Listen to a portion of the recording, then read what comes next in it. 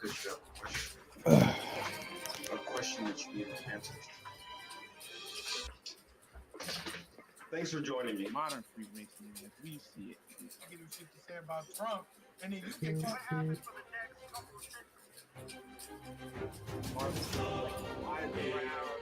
Yeah, no, I mean, like the cool gay man. People also want to see it.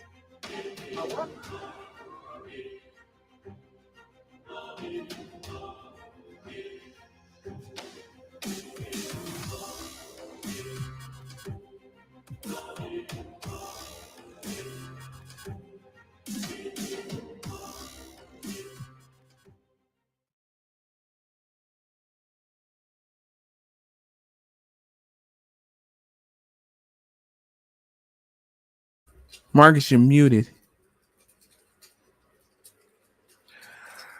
Hello, everybody. Thank you for joining us. So sorry for running late. As you guys can see, I have a new background, new setup. Hopefully you guys enjoy it. We got a lot of stuff to talk about this show. Chris may join us, may not be joining us. He's having some difficulties. Thought he'd be back a little bit sooner. So, that's that. Here, let me see if I can pull it up. You guys see my background a little better. You see it? Check it out. Check it out. Check it out. I like that. That's good. It's very nice. Yeah, my new green screen that I'm working with now. So hopefully it looks better. Oh, I also have one that's set for whenever I go on to other platforms to plug and get our information out there for our show. What's up, Charlie Brown? What's up, War Deer? Hey, Shadowban.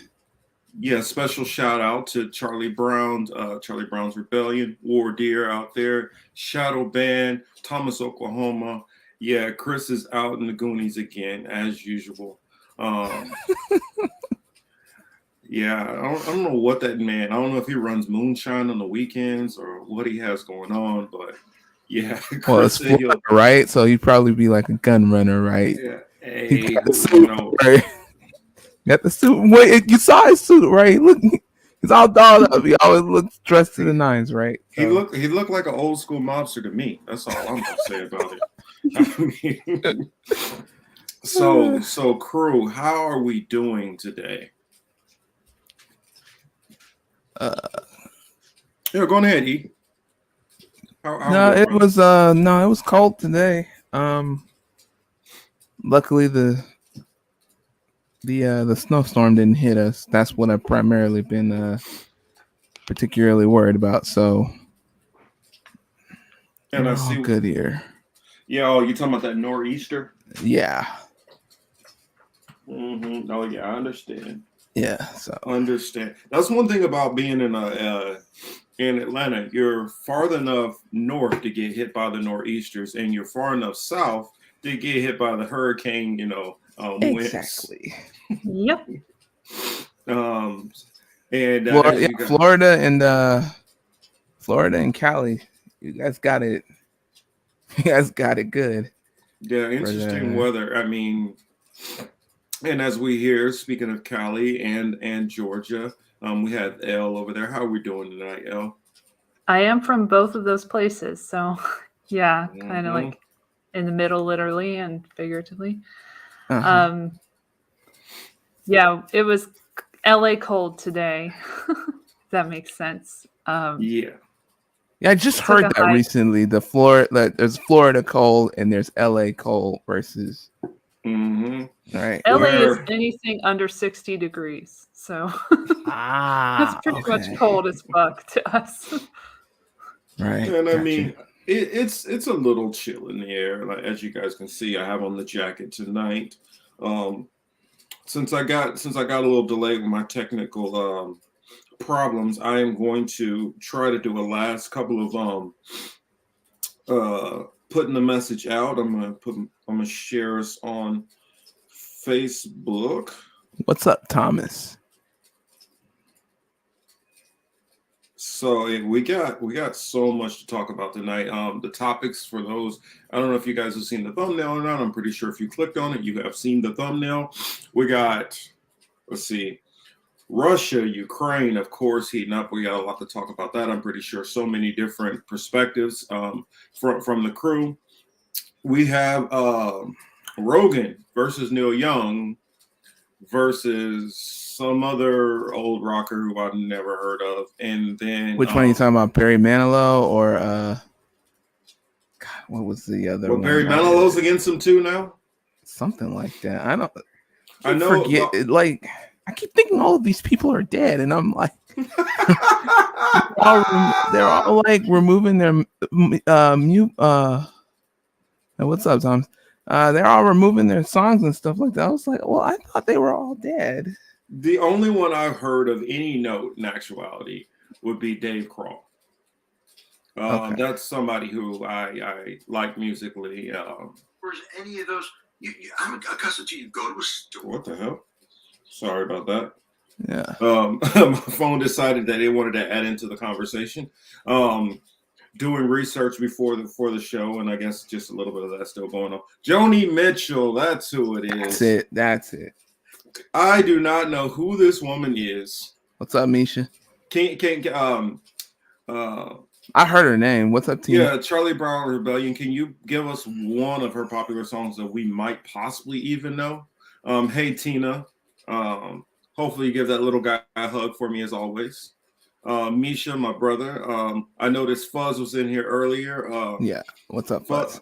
I know what Fuzz is working on, so I wouldn't be surprised if he has to dip out at some point in time, but glad that he did have the time to swing through. I tried to call myself getting rest, but if you guys can see, I did not get very much rest. I understand that. I don't get enough sleep, never. Mr. Street is in the building. Hey, Mr. Street. I hope he feels better, Tina. Oh, little buddy. Let's see. What else do we have? I got kind of a reminder after a video that I was watching of an old World Economic Forum video that I saw before in the past, and I wanted to share a little bit of that with you all, and then we'll go into it. I was trying to get that added in, and I always say that I'm going to add it in the description for later on, and always forget, but hopefully I remember. We'll show a little bit of that World Economic Just Forum for clarification, when was this done? Because the name sounded familiar, and I think we've reviewed it before. So we have reviewed it before. This was 2 years ago. Okay. Or I don't know if we reviewed it on the show, but I think we talked about it, and we didn't share like the actual clip, but we've talked about it before. Okay. Yeah, me, you, and Chris, a long time ago. Right. I was it sounded familiar. Okay. Yeah, this video is 2 years old. I also wanted to go into the trucker strike in Canada. We definitely want to talk about that. Oh, I cannot forget. If you guys seen it on the screen, for those who are not familiar with Mr. Wilson, I'll go into it and try to explain it the best I can. Hopefully Prop or one of the friends who are really more abreast of the situation, I'll get in and add clarity if I mistake any of the details, or Glory if she pops in, And then I did leave it open for some of our friends and colleagues to come and swing through. Trez, what's up? Trez needs to hop on here. He has the link, so he could hop on here if he wants to. Fill in for Chris. But I'm going to go into Mr. Wilson also. I'm going to go into I briefly want to show the clip which Mehdi, not Mehdi, why did I say Mehdi? Shit, I'm so sorry. Richard Medhurst talking about Assange. He summed it up in a nice little 2 or 3 minute interview, so figured that's a pretty good one. And then there's an interesting video from Weon, which I wanted to show also. He says, "Love the background. Thank you, thank you, thank you." And what was that I noticed? Said, "Cannot believe what the what WTF is going on with Wilson.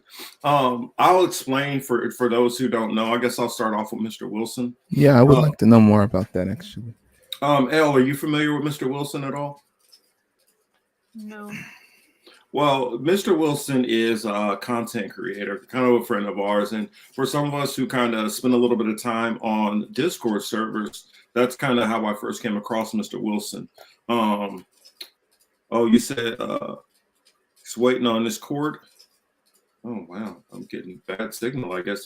If I start cutting out at all, let me know. I'm getting a little notice that my signal is weak. Says he may hop in after he finished. Okay, cool.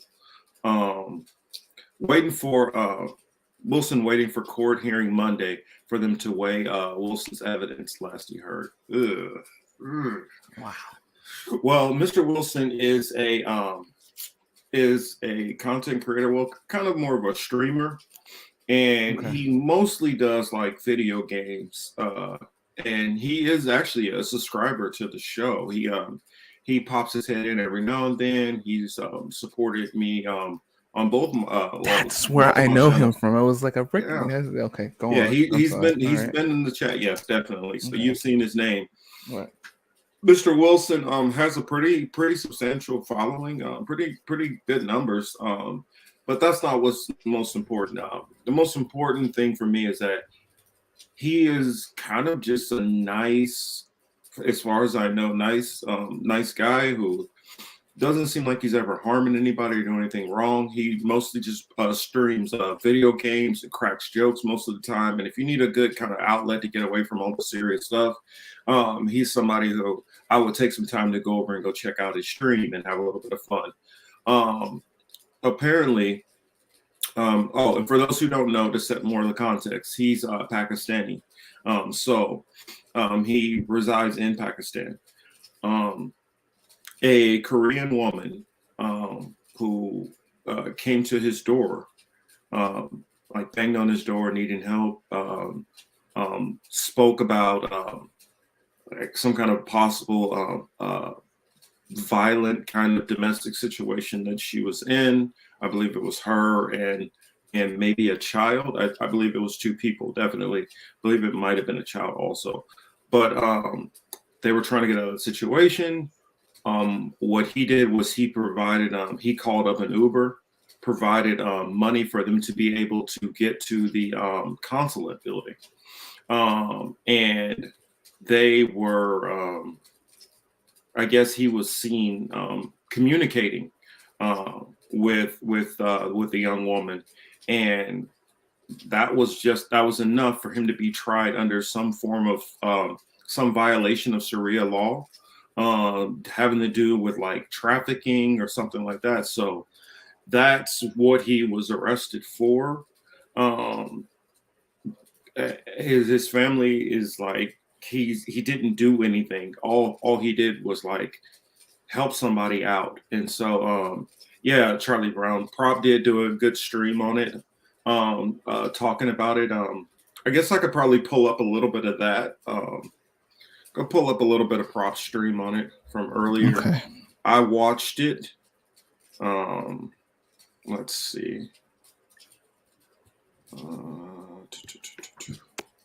But I was like listening to it, I'm like blown away at how easy, it was for, him to end up in this kind of situation.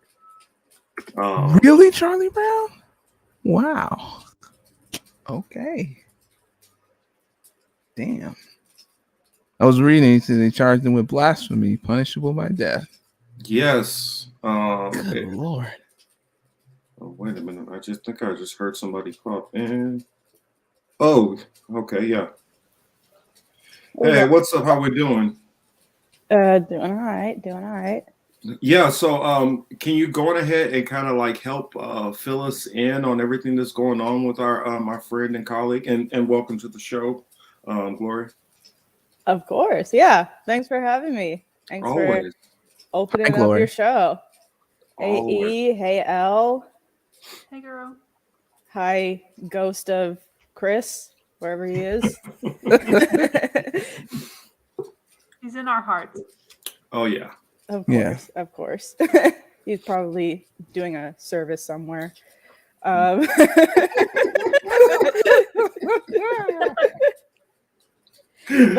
Roasting. yeah.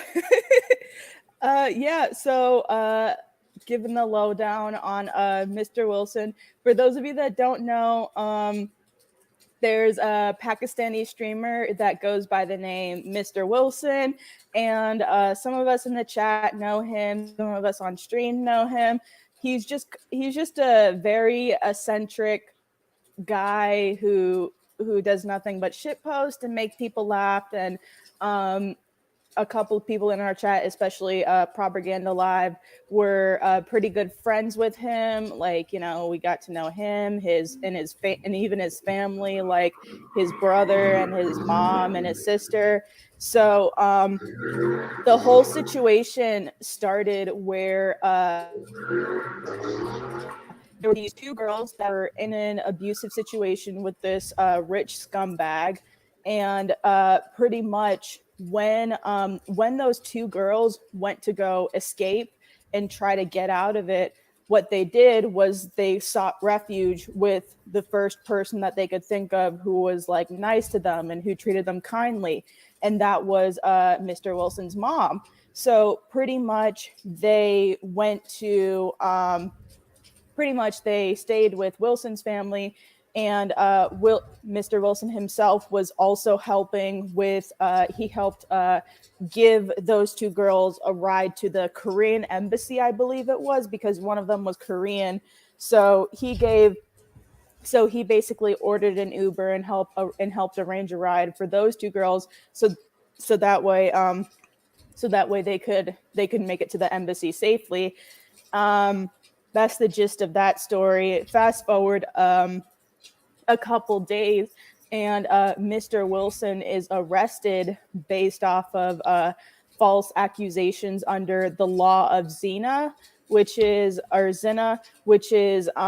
Muslim law.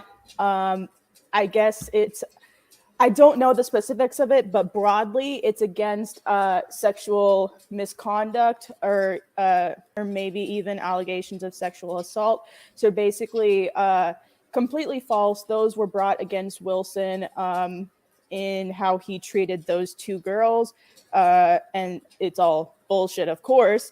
But yeah, that happened, and he was in jail for a bit because of that. And then on top of the zina charges, his family they're also trying to accuse his family of trying to convert the two girls that they helped to Christianity, so they're trying to charge them with blasphemy. And of course, all of this is false. So spreading the injustice around. Yep.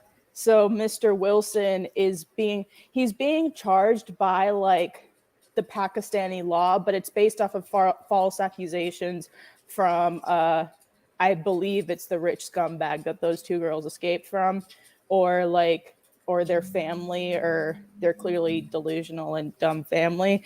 But yeah, that's kind of the situation there. Where it is now is luckily, I don't know how much I can reveal now, but I know the zina charges against him have already been dropped, and then him and his family are going have a trial. They're going to go to court on Monday to present their defense to get them acquitted and stuff, or get all of the blasphemy charges dismissed. And I can't go into details on all the legal intricacies, partly because I don't think I can say, and partly because I honestly don't know as much as Propaganda does.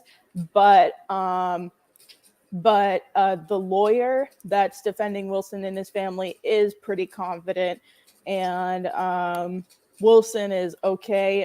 There were a couple of video clips that got put in his Discord of him from like the holding facility, and he looked okay. You know, he flashed a couple of smiles here and there, and yeah, But I mean, case wise, it's looking all right for him. We're just trying to keep it positive because since the whole case against him is weak, we're hoping that it'll get dismissed and Wilson will be released right away, and then we can help the family get to a safer place, hopefully, where they won't have to worry about all this bullshit. And yeah, that's kind of the preliminary breakdown I can give. If you want to know more, then I suggest going to Propaganda Live, because he did a stream basically breaking down the whole situation and where he also did a Q&A with the chatters about like the case and what they can do to help. And yeah, and if you go to like my Twitter, or Props Twitter, or Claudia Golis's Twitter, there's a link to Mr. Wilson's Streamlabs, because that's how they would accept like their donations for streams, like during streams and stuff. So that's also how they're going to be accepting donations to help cover their legal fees and such. And because the case is so early, we don't have a grand estimate yet of how much is going to cost. But don't stretch yourself. If you can spare anything, then please, by all means, feel free to. I'm sure it'll help his family down the line when they go into all this legal nonsense. And then eventually, once it's over, I imagine they're going to want to relocate to a place that's safer. So it'll help them down the line there as well. But yeah. And that's the goal. And I wanted to say this because, in my Discord, when we were talking about it, a lot of this got kind of shifted over to some focus on prop. And I know that certain content creators have their different beefs and gripes against each other. This is about, somebody who he's never wronged any of us. And from all that we can see, that he's getting completely railroaded for no damn reason.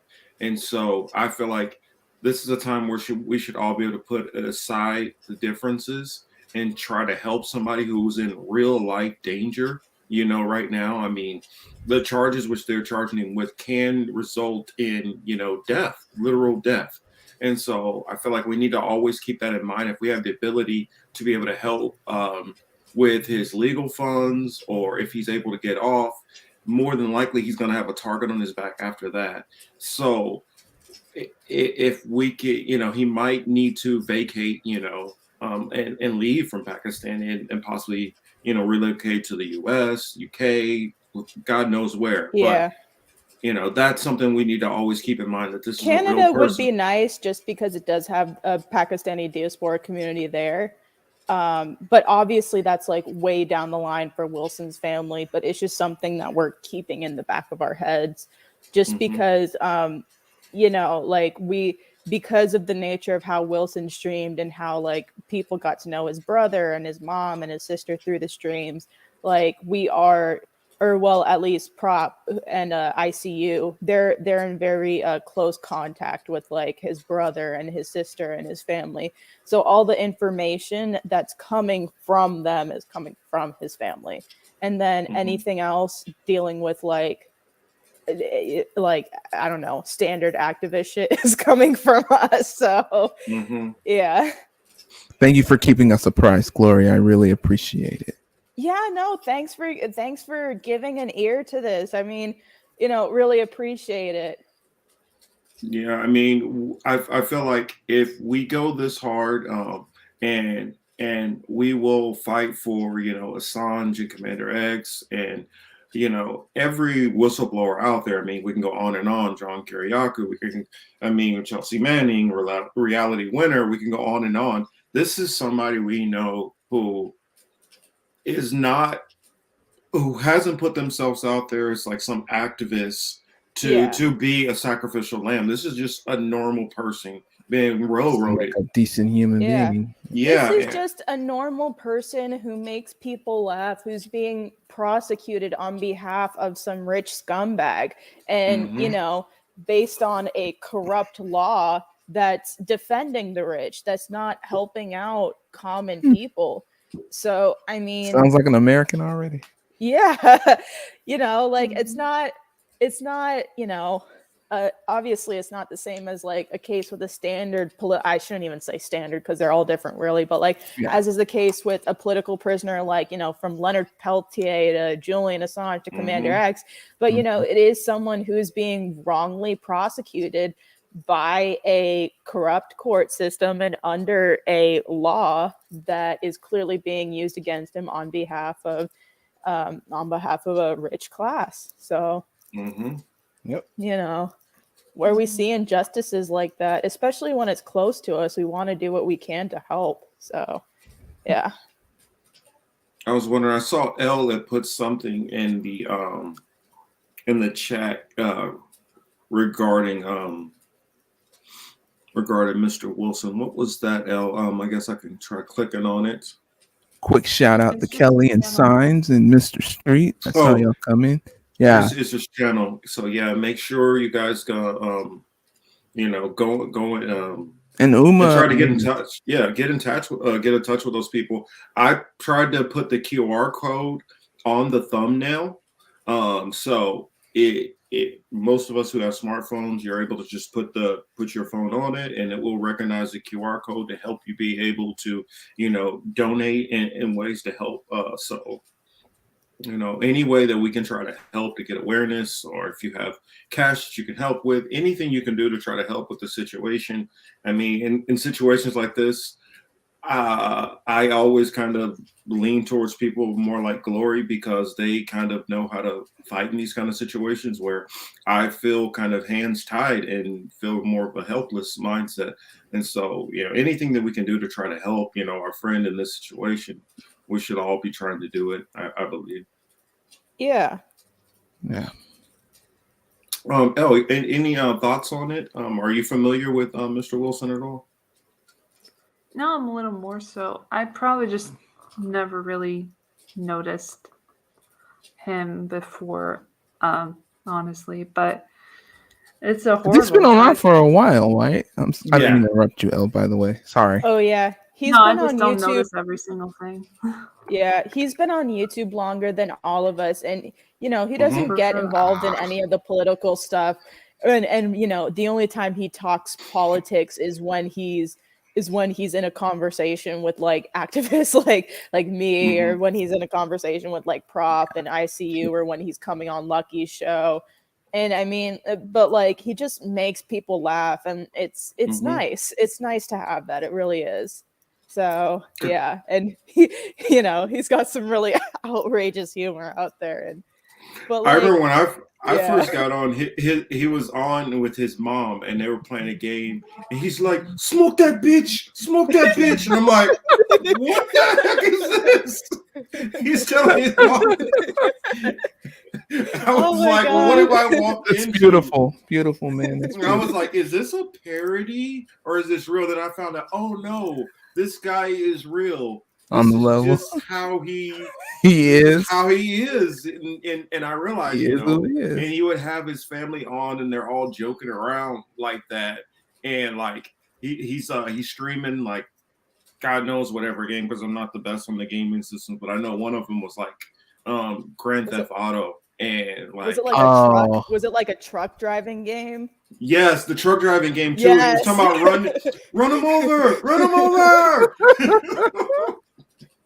He was so terrible at that game too, and he played it for like months straight, and we would always make fun of him for how terrible he was. And then he just keep getting. I remember one episode; it was like for like 15 minutes. He just kept getting in and out of the truck. I was like, "What are you doing?" I was like, "I can play that game better than that, and I've never played it before." Oh my god. It's so funny. There's like a video where we had him, quote unquote, call out Jordan Charlatan in a Minecraft game.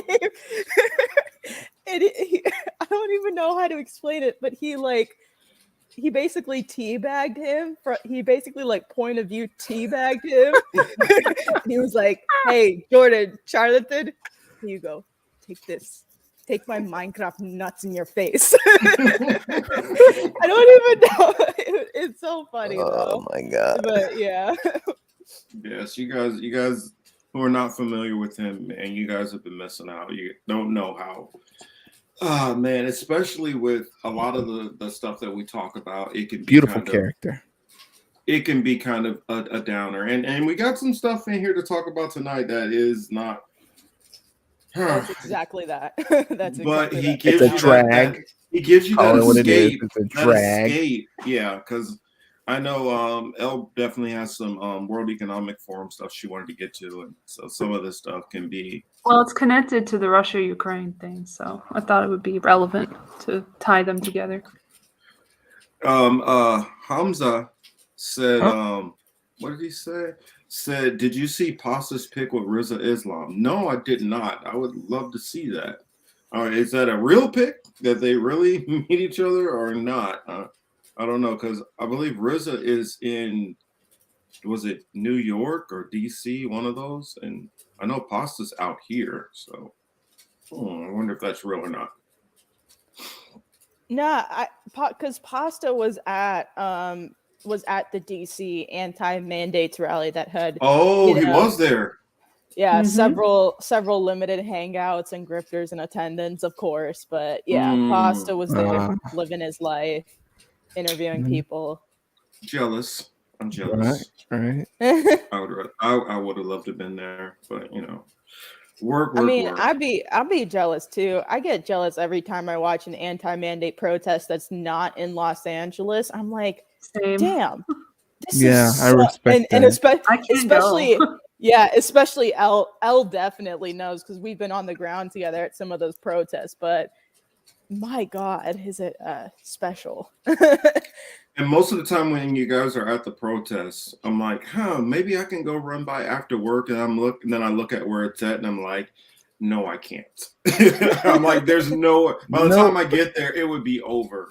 Like, no, they'll be like in downtown Hollywood, and I'm like, okay, well, Yeah. and it might be at like 3:30 in the afternoon. I don't get off till 5. Mm-hmm. You got, and I work in Santa Fe Springs. You know how far Santa Fe Springs is from downtown, especially Damn. at 5. Yeah, at rush hour when everybody's trying to go home. It would take like 4 hours to get there. No lie for people, and like, let's put it this way: if there was this is only maybe 20 miles, 25 miles, maybe. And we're talking about a 4-hour drive. Yeah, 25 miles in Los Angeles. It's like asking for testicle cancer. Like, Wow. I mean, even worse on the bus. Way worse. Impossible on the bus, actually. Oh yeah, I could do like the metro train, but not the bus. Well, at least that just goes under all the traffic. Or go towards, or if you're able to get over to like Long Beach and then hop the Blue Line, and you know, but yeah, around that time, rush hour, it's a nightmare out here. Yeah. Well, I mean, it's because it's a lot of like downtown Hollywood and a lot of like random cafes scattered around Los Angeles. It's a lot of Santa Monica's, Huntington Beaches. Like those are kind of hotspot locations, and quite a few. I won't say all, of course, but a couple of the organizers of these protests that just so happen to have way too much free time are probably paid actors. When you analyze the way they act for a while, and you come to wonder what they actually do for a job and see that they don't have any, the pieces kind of fall in place in terms of, especially when you see how narrative management works, when you come to understand that and how they're always the ones that everybody talks about. So, yeah. Well, also, I'll notice it can be a protest at 10 a.m. They're able to be there. There's a protest on the other side of town at 3 p.m. They're able to be there. There's another protest at another side and it's like, what are you like making sure you have that day off every protest? Yeah. There's no way unless either you don't have a job and you're retired, if you see a lot of these people, they're not retirement age. So it's Yeah. like, how are you at every protest unless you're paid to be at the protest? Yeah. And they're at, not only are they at every protest, like they're always at the quote unquote like big ones. They're always at the ones that get the most coverage from like the lefty quote unquote indie media. They're always at the ones that get coverage from local news. They're always at the big ones. They're always at the ones where like a fight or an altercation will break out. So like Yeah. when it's always those ones that they show up at. And that's when I'm like, Unless you're like some Twitch streamer or something and you've already made good money and like you can afford to make your own schedule, but then we would know who you are and know that. So that just reminded me, because I was thinking of Jackson Hinkle, which I know some people how they feel differently. They have their different feels about him. He did destroy Sam Cedar though earlier this week. I just want to put that out there.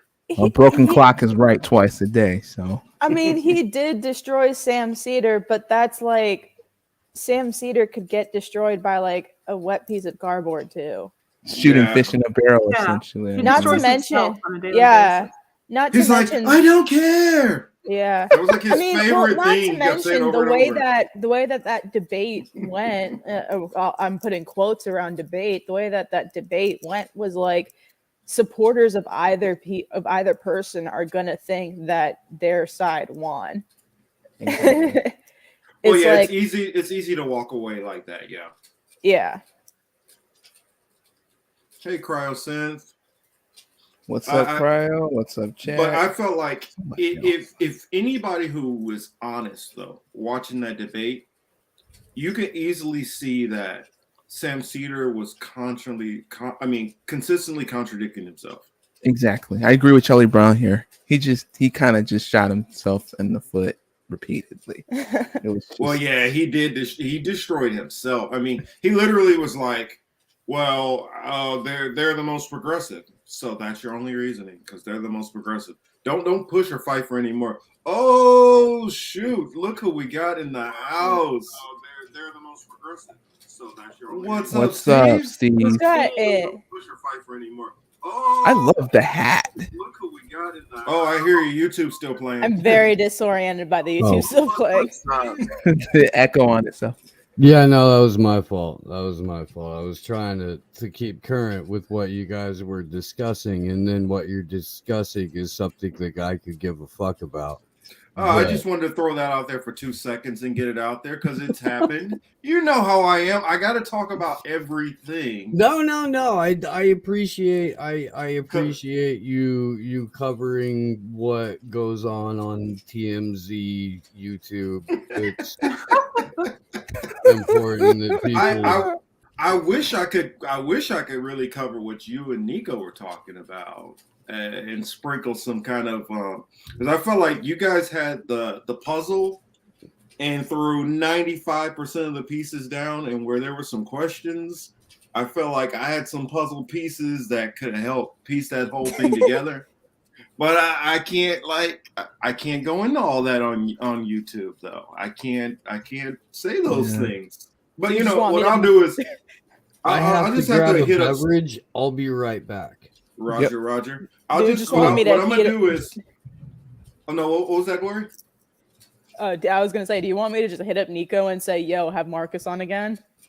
But like on your show, we need to. I would love to see that. Actually, I was like, I don't know if I'm just gonna have to call Nico and Steve, and we just do a little mini conference call off camera, or if it's on his show. But I'm like, I gotta talk to them. I was like, oh, there's so much that I could throw in there because this is what I will say.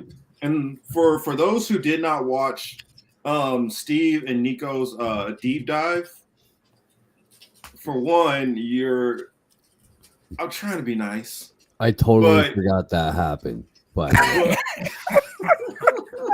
totally forgot. It's been there's been a lot of shows. Yeah.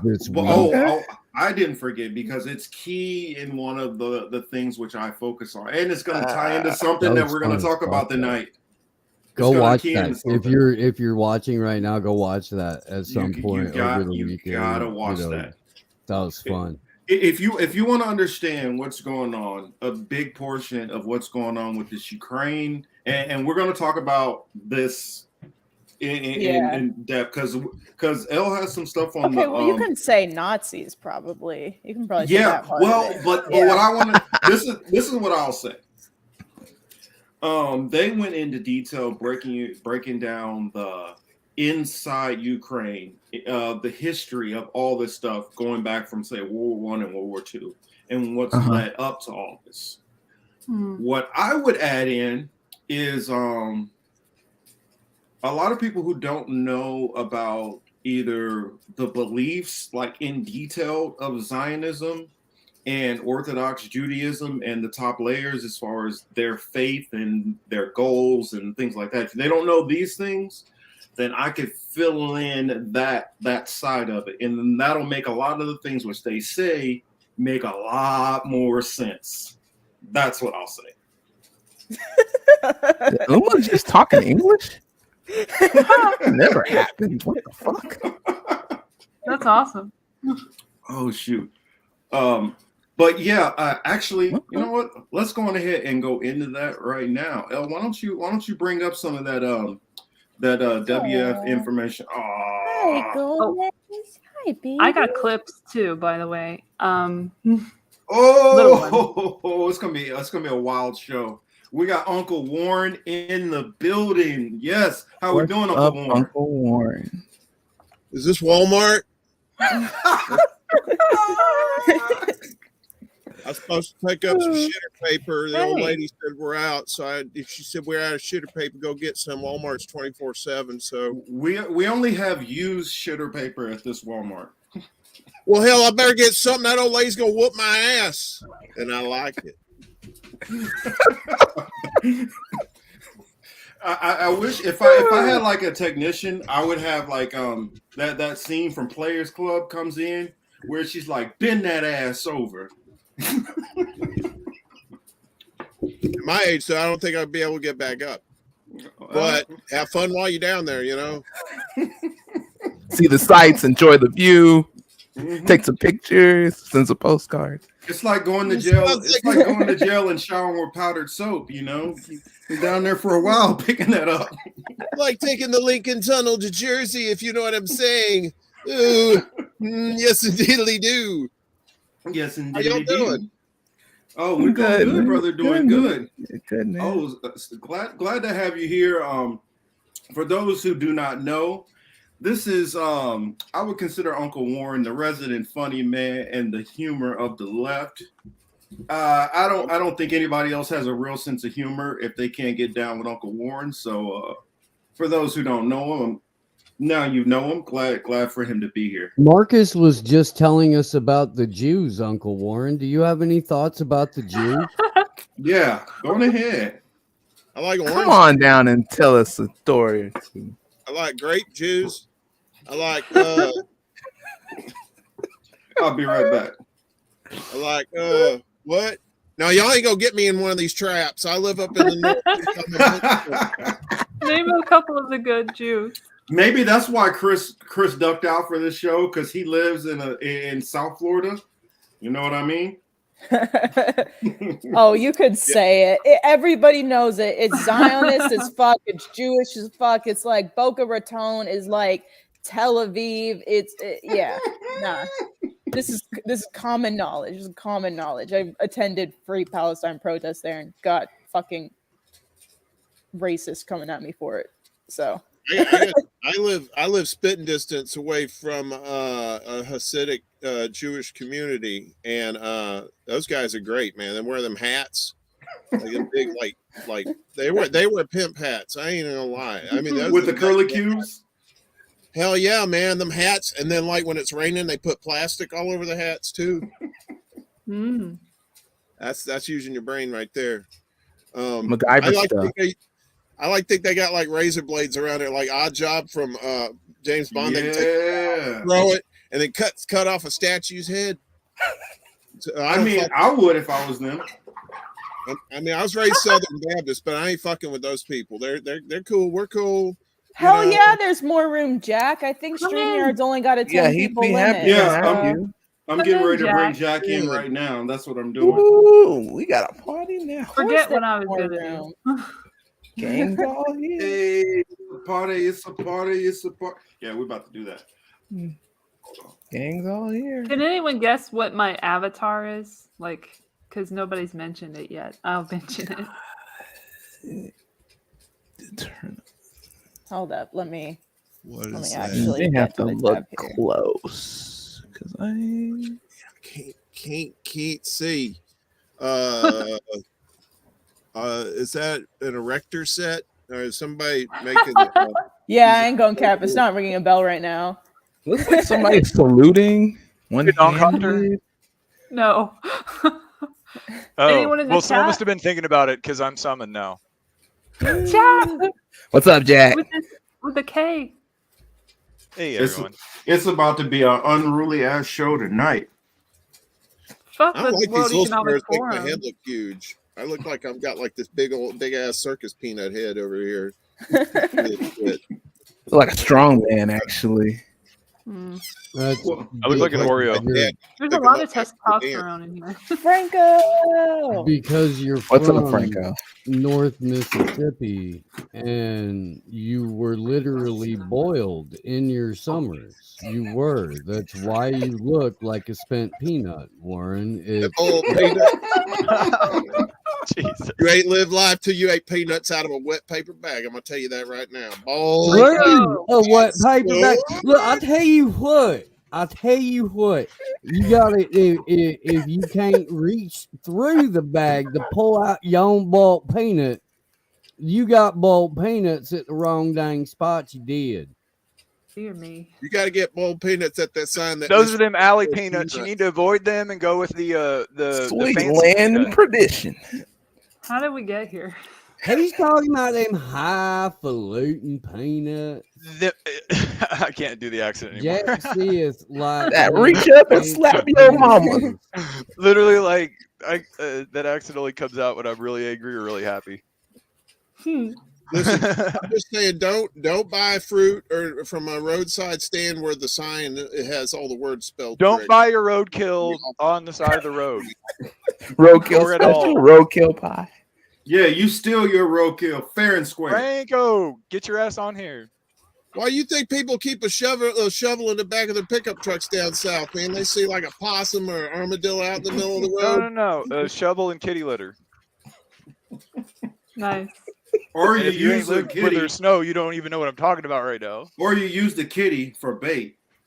Well, the best thing about this is Elle's confusion. Like, what is happening? What is in the Santa Cruz. Here I was area, gonna there's talk all about the kinds of WEF, and now plausible reasons to this is drive happening. around with a chainsaw and a couple of shovels and a whole bag full of lime and concrete mix and all kinds of neat stuff. Okay. Yeah, be Plastic careful. throwing it out PVC there. bins that are just Throwing body that out. size for no reason at all.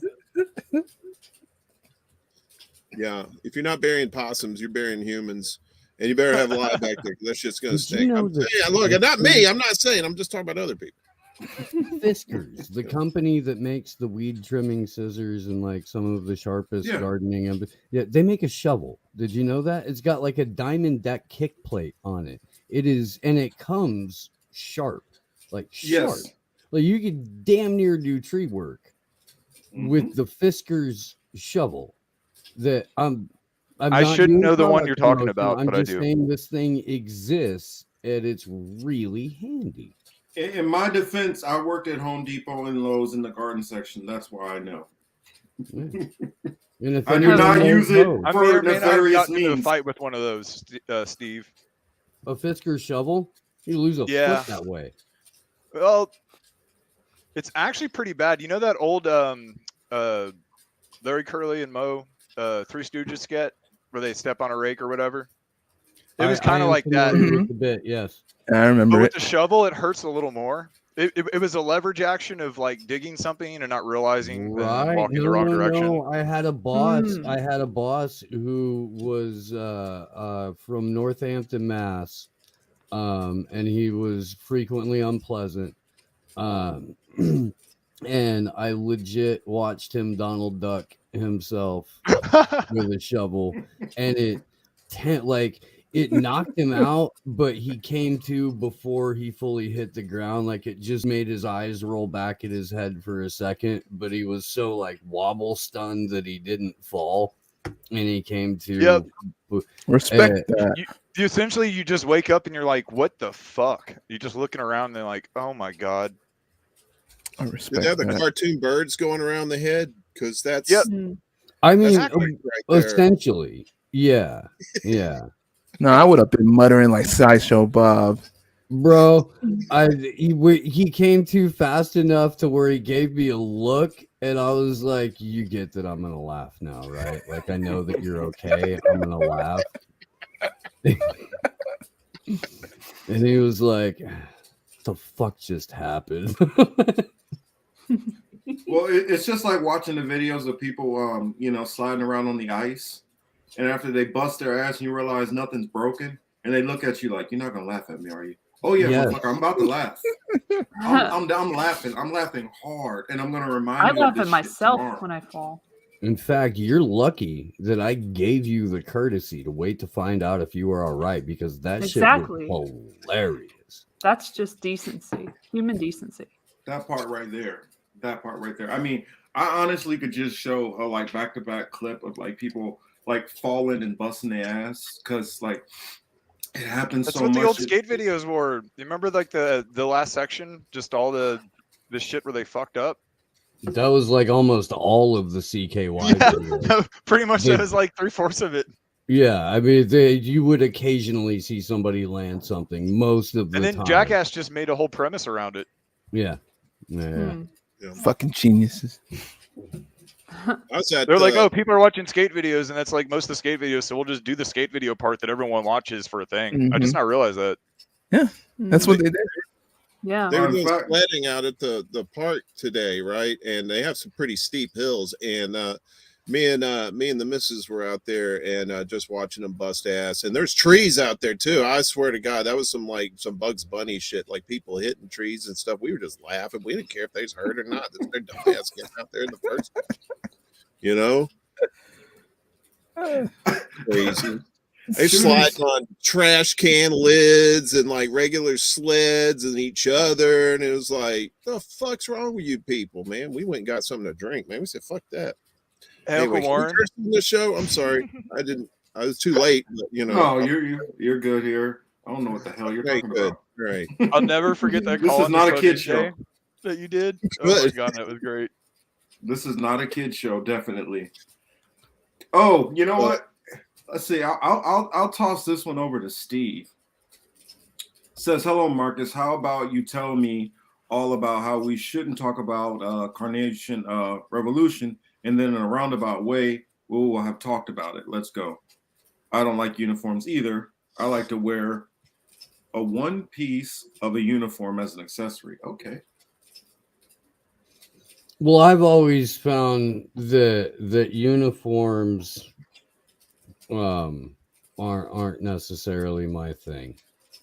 I don't know. I'm gonna agree with. I do like to accessorize. Though, I can't so picture will- you in one.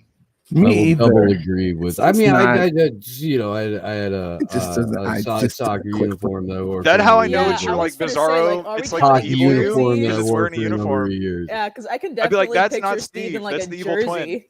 It's got a goatee and it's wearing a uniform. Well, Tokyo already said it. It's because Steve is actually a CIA operative. Correct. And I'm the uniform Josh is his guy. handler. That's why his voice is always on top, Marcus. It's the same excuse you get for why shirt goes out to you. Yeah, apparently I'm like, I don't know. I'm Wesley Snipes from Art of War or something. I don't get it.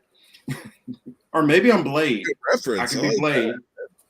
that. Could you be Blade, Marcus? I have seen him during the day. This is plausible. I'm the day walker. I mean, Can he's confirm. calling out familiars and shit. Marcus, you're like what's his name from Hancock? Will Smith. You're Will Smith from Hancock. All you need is a beer in your hand and cuss people out, and you'll be perfect. There you go. You drinking? I can definitely do that part. Well, actually, it's all. I can see him doing the ass shove. No, type yeah, of it's deal. nothing. Yeah, It's no alcohol in it. We've seen drunk Marcus. I think. We'll know. Oh yeah. We'll know if it had alcohol in it in a couple minutes. Yeah, because I get really wild, don't I? It's Yeah. like, I don't know if you guys remember that old movie, Bruce Willis and Kim Basinger, Blind Date. Remember how Kim Yeah, I Basinger remember got that. after a couple of drinks? Mhm. Yeah, that's She me. loses control. Or Did Marcus the just movie admit Woo. to getting white girl wasted when he's drunk? Is that what happened? I wouldn't call drunk Uncle Marcus Margaret, did you white start girl wooing? wasted. I though. kinda- That's the line too far. Drunk Uncle Marcus is the best Marcus. What did he say? Well, remember Talladega Nights? He was like, I'm chocolate milk wasted. Love it. I have that movie. Oh my god. That's probably me more. That's probably more me than. That's just Hershey's and Bailey's Irish Cream is all that is. Mhm. Don't forget the Baileys. Oh, and a shit ton of whiskey. Oh yeah. Even though my drink, believe it or not, even though you would think with my background and heritage and all that, it would be Bacardi. I'm a vodka guy. Alcohol turns me into a demonic force. Or it enhances the inner demon, so I just can't fuck with it. So you It's turned for the into better. the lady at the end of the first Ghostbusters? Sorta, kind of that, and a mix with The Exorcist.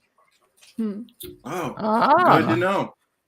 Well, the next We time should we do see The Exorcist. the next time we see Tokyo, Well, we're who gonna would make spin? sure Who to would throw a do the couple head drinks spinning? away. L. I know that's what I'm gonna say. Whoever does the voice effects for that, like, congrats, because you'll like blow out. Right? your Who throat. would do that? Hello. I mean, doing that method is gonna ruin your life. I'm just saying. Yeah, I hung up my drinking spurs Right on, man. Yeah. several years you know- ago. It was better for. I've I been think kicked out everybody. as many AA meetings as I've gone to. Aw. Oh wow. Just the I ones that never are drunk acting like anything. cults. Oh wow. Oh, the ones that are cultish are just bad. There's some good ones though. Tina says she becomes Asmodeus. Oh Lord. Yeah, no drinks for you. that? An ultimate demon. Well, Yeah. they're good. You know, there are demons, and then there are demons. I don't know. I'll have to ask Polly and see what he says. He probably have a worse one. He'll probably compare you to that little kid whose head was spinning around and spitting green shit out her mouth, walking upstairs backwards and shit. That's my brother dated in a girl recovery for like sure, that bro. once. She was pretty wild. She's pretty wild. But you know, you do gotta appreciate the flexibility, though, right? Yeah. I mean, Versatility. there's That's pros and cons. versatility. That's versatility there. You didn't need a rear view mirror. Multifaceted. That bitch was like an owl, man. She was like, I was like, Hey, what? Al, I know Suck we're a just dick talking in about my the mouth. West. Wait. I was Verizon today. for Trout. Wait, I was today years old when I realized that Al could spin his head all the way around like that. I was like, what the fuck? Some fucking demons right there too. Don't fuck with owls, Yeah, man. that's just I some know, demonic right? shit. You, man. Like, what? Don't they unlock their neck bones or some shit? I don't know how they do that I don't know shit. how they do it. Man, I don't It's know. probably like dislocating a Oh. joint is what I'm thinking. But then that makes me wonder, like, their spinal cord. What the fuck? I just know it looks at you like a pissed off black mother. That's all I know. It's like, What you talking about? Did you see? like, Did you see that? motherfucker, I'm about to kill your ass That, with my I mean, eyes. that applies to Give me most my Jewish shoe, mothers mother- too, Marcus. Did you see that picture with like That's 6 of absurd them look. and all their heads are moving and they're all doing like different things? I was like, every single one of them is channeling like my mother from the past. So it was like every last one of them with the crane, the neck, and I'm looking at you and what the fuck are you doing? And That's like the peering into your soul. Like, that's yeah, the one that through it peers almost. into your soul, and then the other one that was, what the fuck is wrong with you? Why don't you act right? Yeah, I want to know everybody on here whose mom can turn a shoe into an Australian boomerang. That's all I want to know. Like my mom. Oh yeah, shoe. Oh hell yeah! Oh shit! A Then she's clutch, like, a purse, whatever they're called. put that shit back on her hip. Crocodile Dundee shit right there, man. Yeah, And then say it was for your own good. I'm teaching you something. You learned something.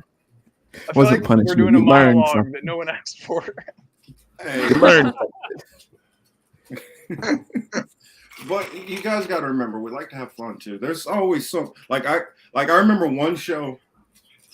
Emmanuel remembers this, but we had all these subjects to talk about, and we got so sidetracked on some other shit. And then the last minute, I was like, "Yeah," and then this happened in Russia, and then this happened in the Middle East, and then these people were starved, and then this and that, and then we got back to fucking around. That's awesome. I feel so bad. I don't remember that. Could I bring it back to my avatar? I'll just tell you what it is. Apparently, yes, it's really hard to see, but it's the scene from Idiocracy where he's what is this called?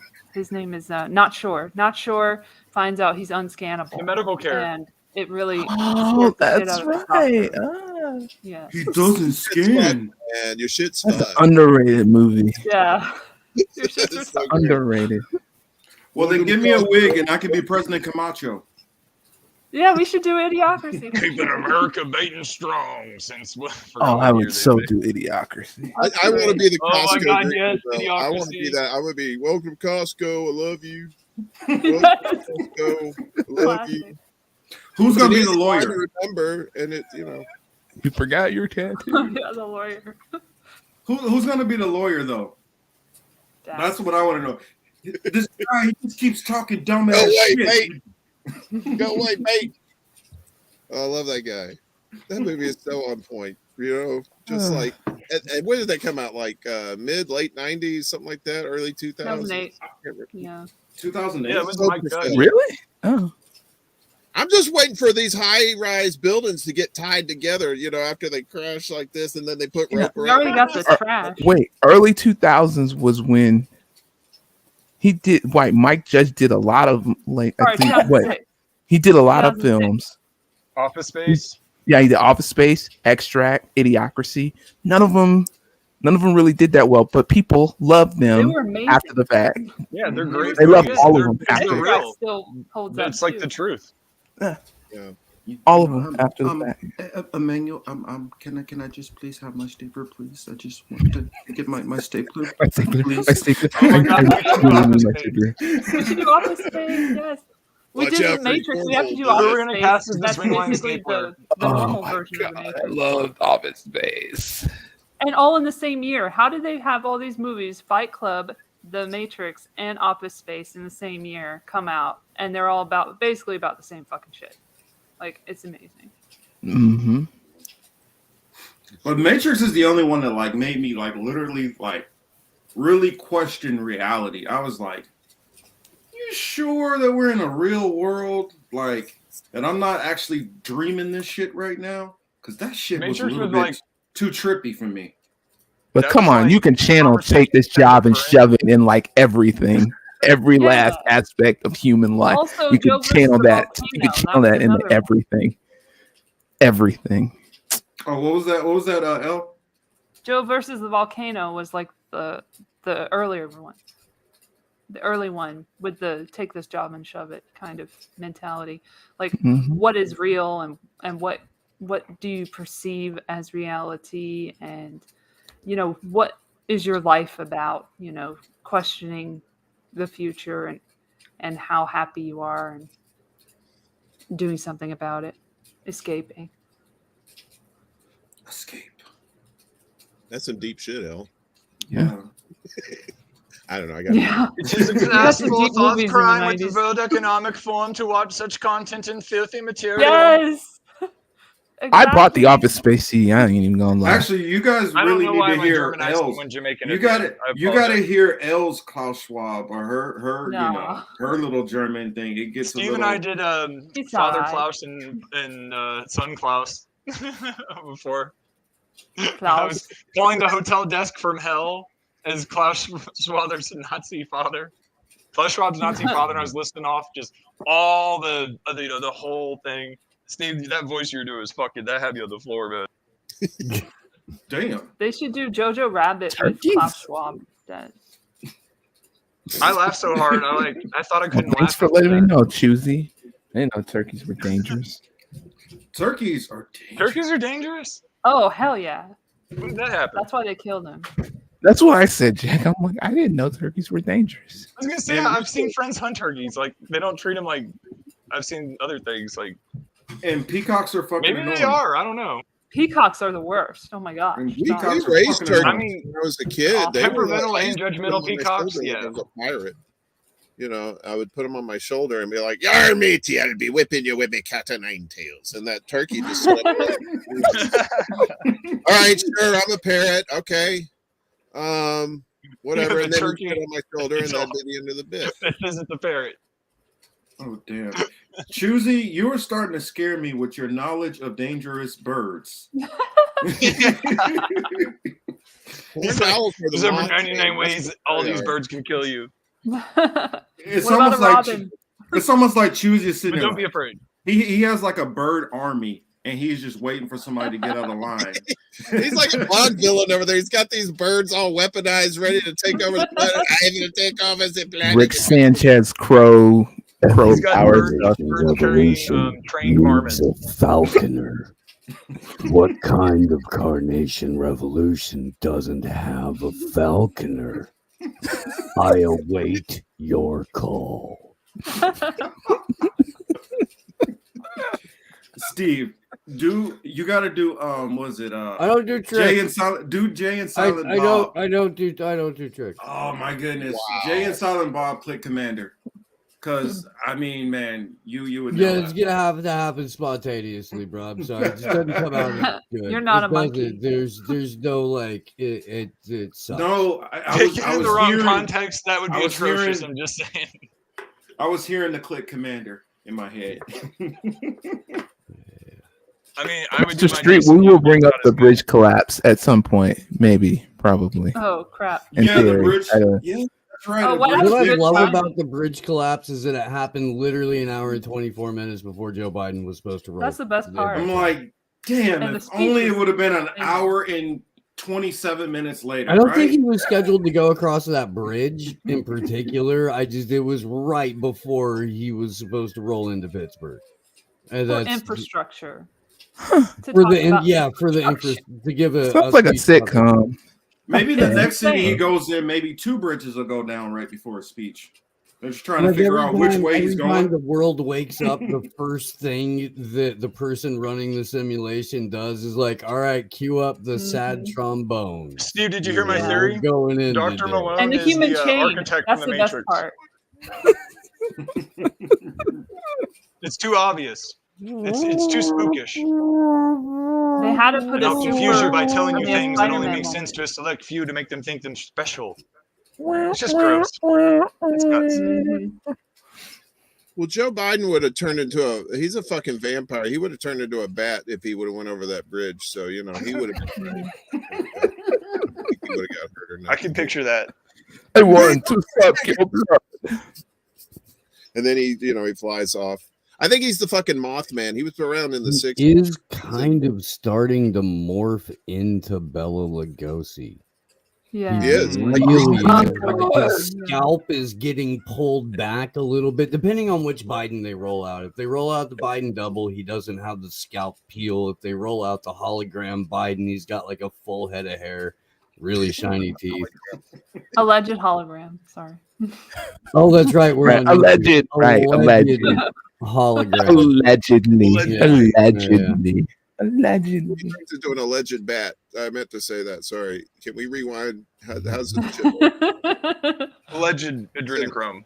This isn't live, right? We're taping this. I love how Oh, he, we're live. We're live, and I love how he yells at Technical everyone in the audience. difficulties. live on a dive. Y'all got to hear this Live. part of the speech End that quote. he did on the Here, bridge thing. Here, I got to do this one part real quick. I got to do something real quick. Just in case you guys have not seen this shit, it had me dying laughing. You guys That brought up show is Biden. brought to you by Ivermectin. Ivermectin. Uh, Ivermectin. Because when I see him, didn't do he reminds me of this all the damn time. Ivermectin. Ivermectin. I'm gonna make a theme song to Ivermectin one day. Ivermectin.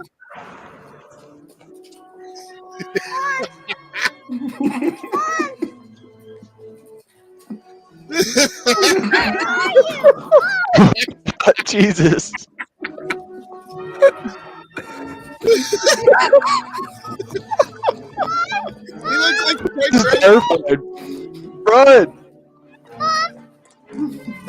Carol Ann's getting chased by the Great Rose.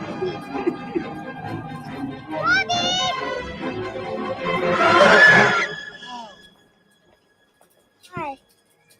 Are you lost, sweetheart? Are you afraid, honey? Well, why don't you come with me? Oh, Oh, I'll sing you a song till your mom comes back.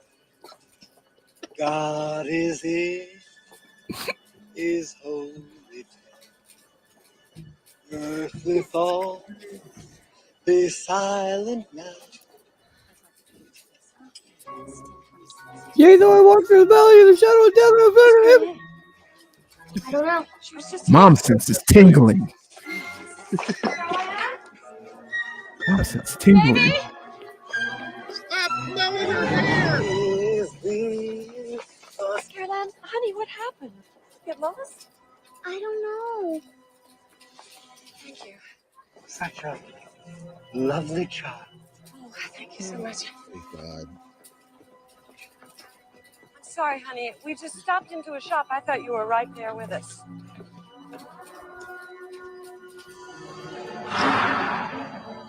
This is the hologram Honey, what is it? that you were mentioning before. Well, yeah. I'm gonna go Amazing. sleeping peacefully tonight. Thanks. Yep, thank you. I'm with Uncle Warren. Same here. That you didn't want me to sleep. Mission accepted. Thank you. Yeah, drunk This Uncle is- Marcus. this You is succeeded. asshole. That's what it reminded me of. I'm sorry. You guys brought up old creepy ass Biden turning into bats and shit. I mean, Alleged. I just can't believe you all ain't riding with Biden. I mean, come on. I second L's concern. Allegedly, this is all allegedly. Allegedly, it happened. Allegedly. We are not spreading misinformation on our channel. exactly. Spitting image. It fits so well. I don't know who came up with that shit. I was dying laughing. I can't believe Chris missed this. You know what? Funnily enough, Variant missed it too. That's a weird coincidence. Variant missed it. Interesting. Chris missed it.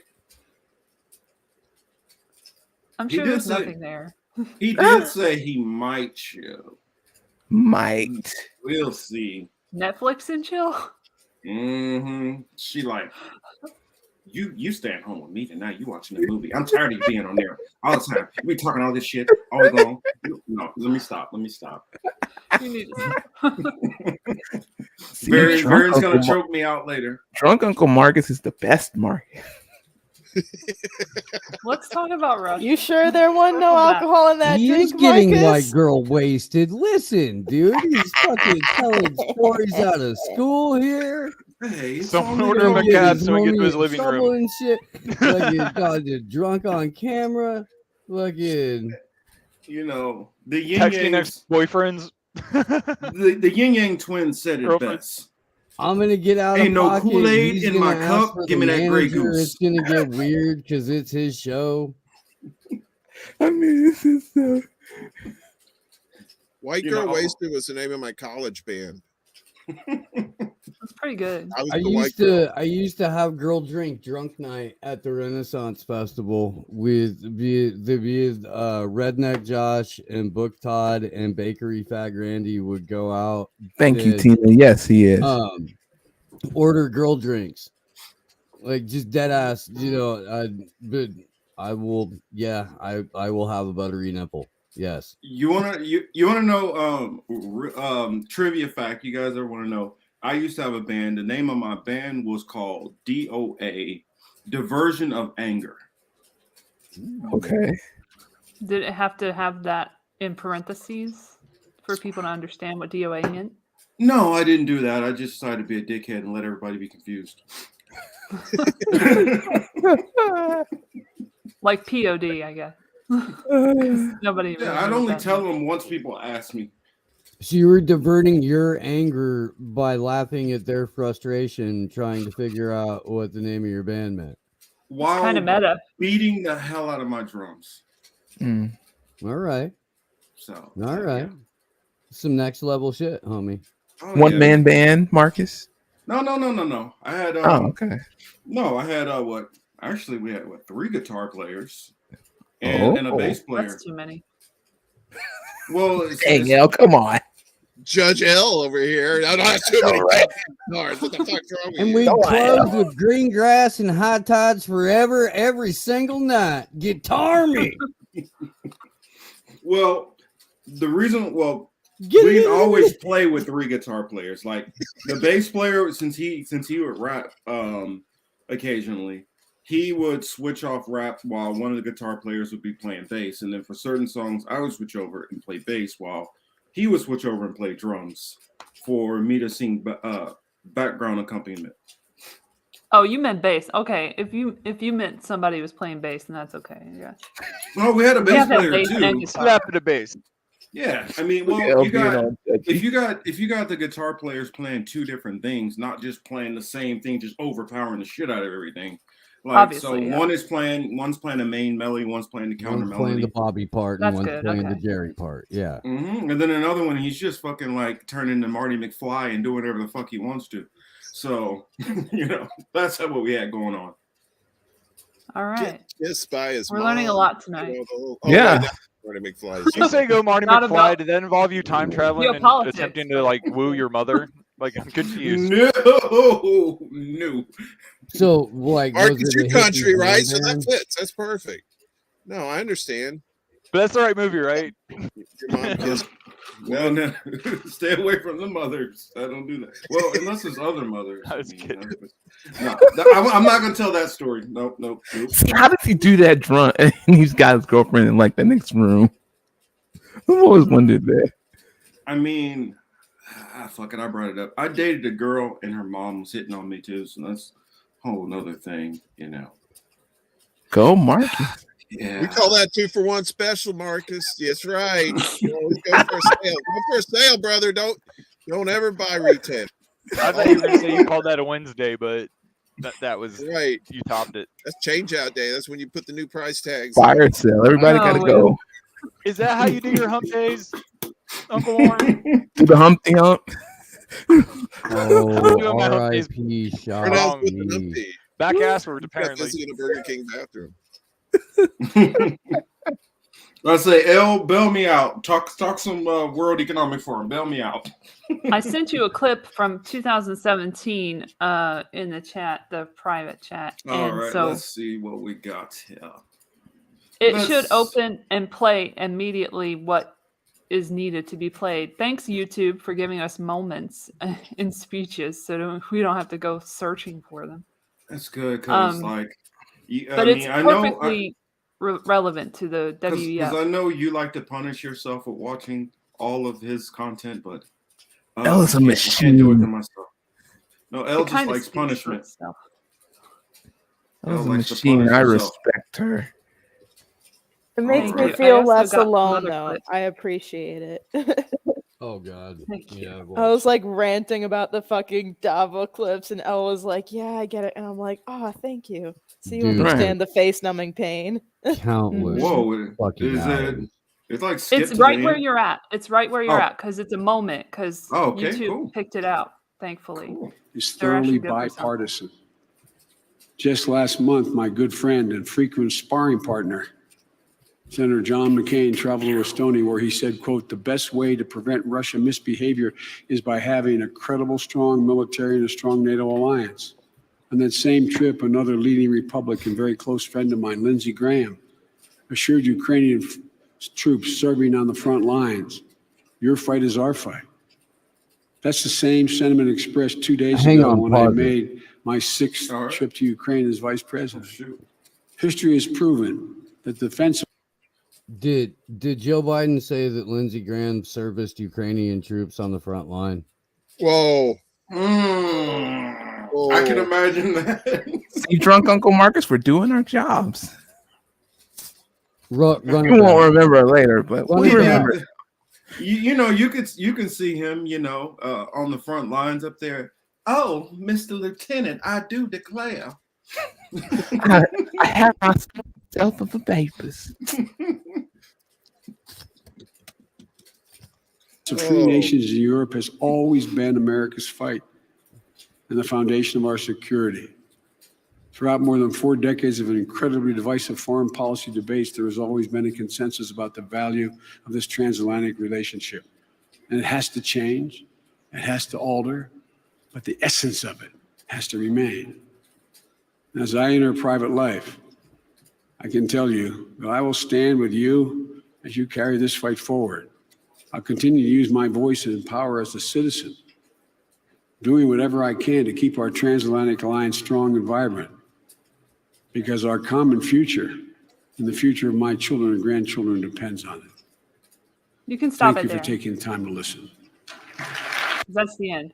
But That's Joe in this is to preface. That's Joe in early decline. This was in What year 2017. was this? 2017. His last special address at the WEF's Davos in Switzerland. And this is before Trump came into office, and, Mike Pence and everybody. So this was his last speech at the WEF. And then we have the next clip is Zelensky. It just so happens that all of these three players in this play are connected to one big World Economic Forum, entity. So that one would be like at the 3-minute mark, 3-minute 14 for the next clip that's relevant to this current situation. Global governance. The governance is global. The hardest part was casting all of the Nazi-sounding Germans because that was a fucking bitch, man. Ursula von der Leyen. Yes. You know how I mean, do you know how hard it is to hard- parody all of that? Remember, this guy's an actor and comedian. Let's go. 2020. Normality. What yesterday seemed fantastic, today has become a reality. But unfortunately, not everything is positive by far in this epoch. Trade wars, the redistribution, division of territories, the hike of military budgets, separatist movements, cancellation by countries of the previous international treaties. This is also, unfortunately, a new normality, and this undermines the credibility and trust of the mankind and make you think, well, are we not going to the abyss? Is this world not going to the abyss? The risk that the forthcoming generation suffering from climate changes, permanent conflicts, poverty, the restricted access to food will upbraid and rebuke every world leader that they really had chance to agree but have never made use of the chance. But the most horrible is that cataclysms have become a routine. Shocks have become habitual for the mankind. And, well, I know for sure what I'm talking about is nobody else, because this is for the 6th year there is war raging in my country. This is the 6th year as Russia annexed a portion of our territories despite thousands of pages of international law and hundreds of organizations that have the task to defend it. This is what we have, a new normality. Well, the world got united around tackling these issues, but is it enough for Ukrainians, those who got killed and those who lost their houses? Is it enough for them? The concern of the world. That's not enough. And that's true. This is just one of the examples which confirm that the present-day architecture of the world is unfortunately vulnerable, and the existing institutions do not always work as efficiently as the present day demands them to do. The world needs rethinking and renewing the rules, especially the rules of the international security. The world cannot be cohesive only in Facebook. When the address of Greta Thunberg is reposted, the photos I wanted to stop there. of fires in Australia or Elle, you need to have control of this at one point. Ukrainian airplanes. I said 6'11". Yeah, it's I it's said only at 6'11". Okay, because explain that because I'm like I don't even know what the hell he's even talking Elle, we about. should not let Uncle Marcus listen. drive. I mean, No, I'm like he's handle the video. The translator was so fucking boring. I just tuned him out. Bro, you know what? And that's where I'm going on this first riff here. Why don't these cucks just give fucking subtitles? Like, Yeah. we don't want to hear the shitty This is English audio boring the over shit out of things. me. Like, Yeah. like, what if Well, there's there a is native a speaker that wants to watch these videos on YouTube for their own research, and they got to hear this shitty ass fucking English audio, and then next thing you know, they're Well, going straight to the technically- World Economic Forum's website. Like, nah, bro, just give us subtitles. Fuck They this do audio have the shit. captions there. There are captions. They're just kind of slow because the person is really slow, so you have to like follow along. So this is annoying. But anyway, there was also an article that I found from 2019, May 9th, 2019. Well, Elle, break down what we just heard, please, first, Well- before we just go into that. He says the new normality. So he's referring to international relations and everything. And he seems to be alluding to the Great Reset and what's going on with that. And I'm sure he gets more into it in the rest of the speech, but I just couldn't go past that because the translator, as she said, was so fucking annoying. But this guy, Zelensky said, he said, a Nazi, a pedophile, and a priest walk into a bar. What happens? They start NASA. he starts it by saying he's not going to speak in English because he's from Ukraine. So he starts speaking. I was gonna say in the his annexation of native a language. country or something. Yeah, and I ain't got no problem with that. But like, then for people who don't speak the Ukrainian native language, add subtitles. Don't fucking dub it over. It's just- Apparently, he told Joe Biden to calm down on the phone the other day. Yeah. Oh, wow. They're going a little too hard. He on that sure side. got him. Oh, wow. He doesn't even know where he is half the time, but It's thank a goodness for play. the phone call. Allegedly, sorry. Allegedly. all a play. Allegedly. I It's mean, one I of those wouldn't. phones that has the eyeballs, and then you pull it across the floor and it make the clink, clink, clink, clink, clink sound. He wasn't really talking to anybody. It was just a toy fucking phone. I hate that dude's tie, too. The guy's tie was just fucking Joe, I'm going to need you to calm down. By the Joe, way, you're talking crazy. Joe, By the you're way- going to get people killed. Go ahead, Elle. On May 9th, 2019, there was an article on the WEF website, weforum.org, where it says Q&A, what the election of Volodymyr Zelensky means for Ukraine and the wider region. 19. This is after he was elected. And then it talks about April 21st, he was elected to be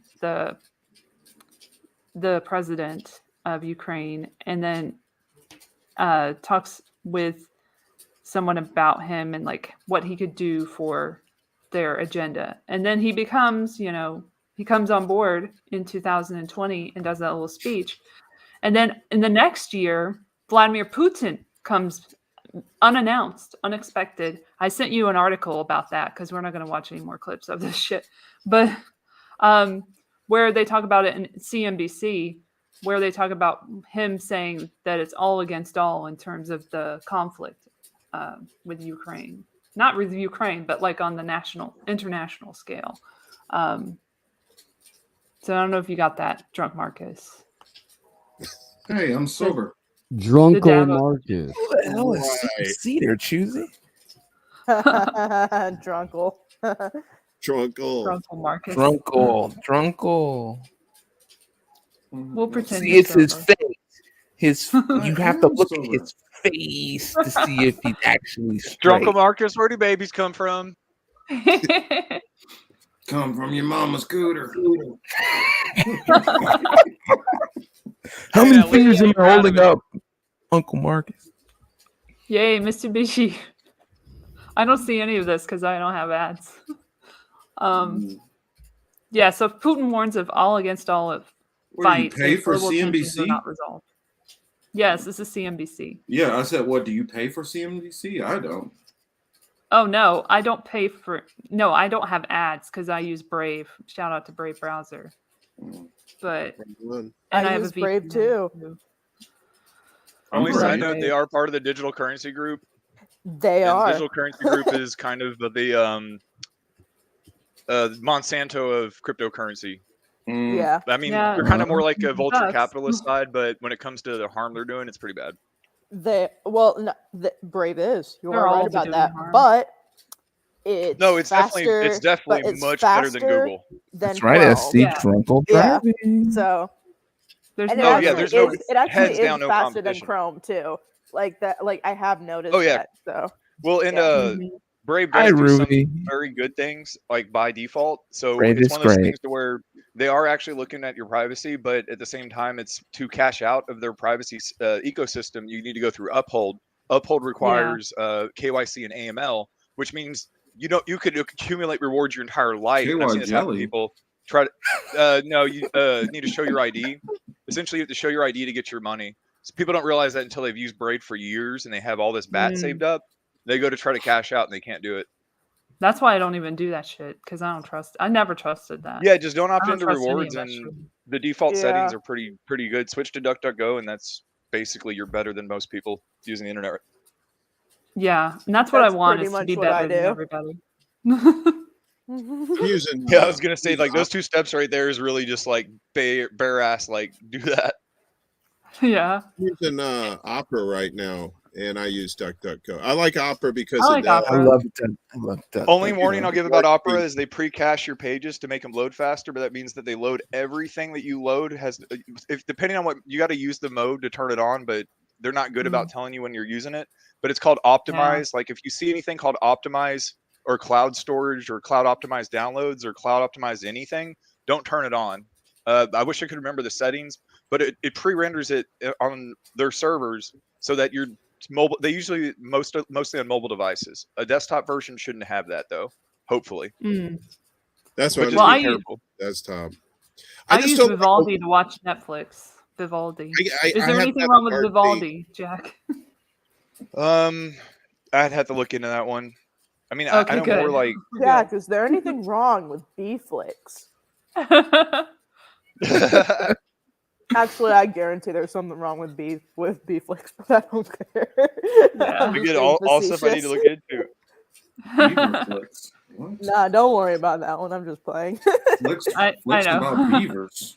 I That's what have I fun heard. going down rabbit holes. It's he's fun still- getting down one. yeah, It's not he's fun still trying to leave loaded. one. That's You have true. fun using a rabbit on holes? What?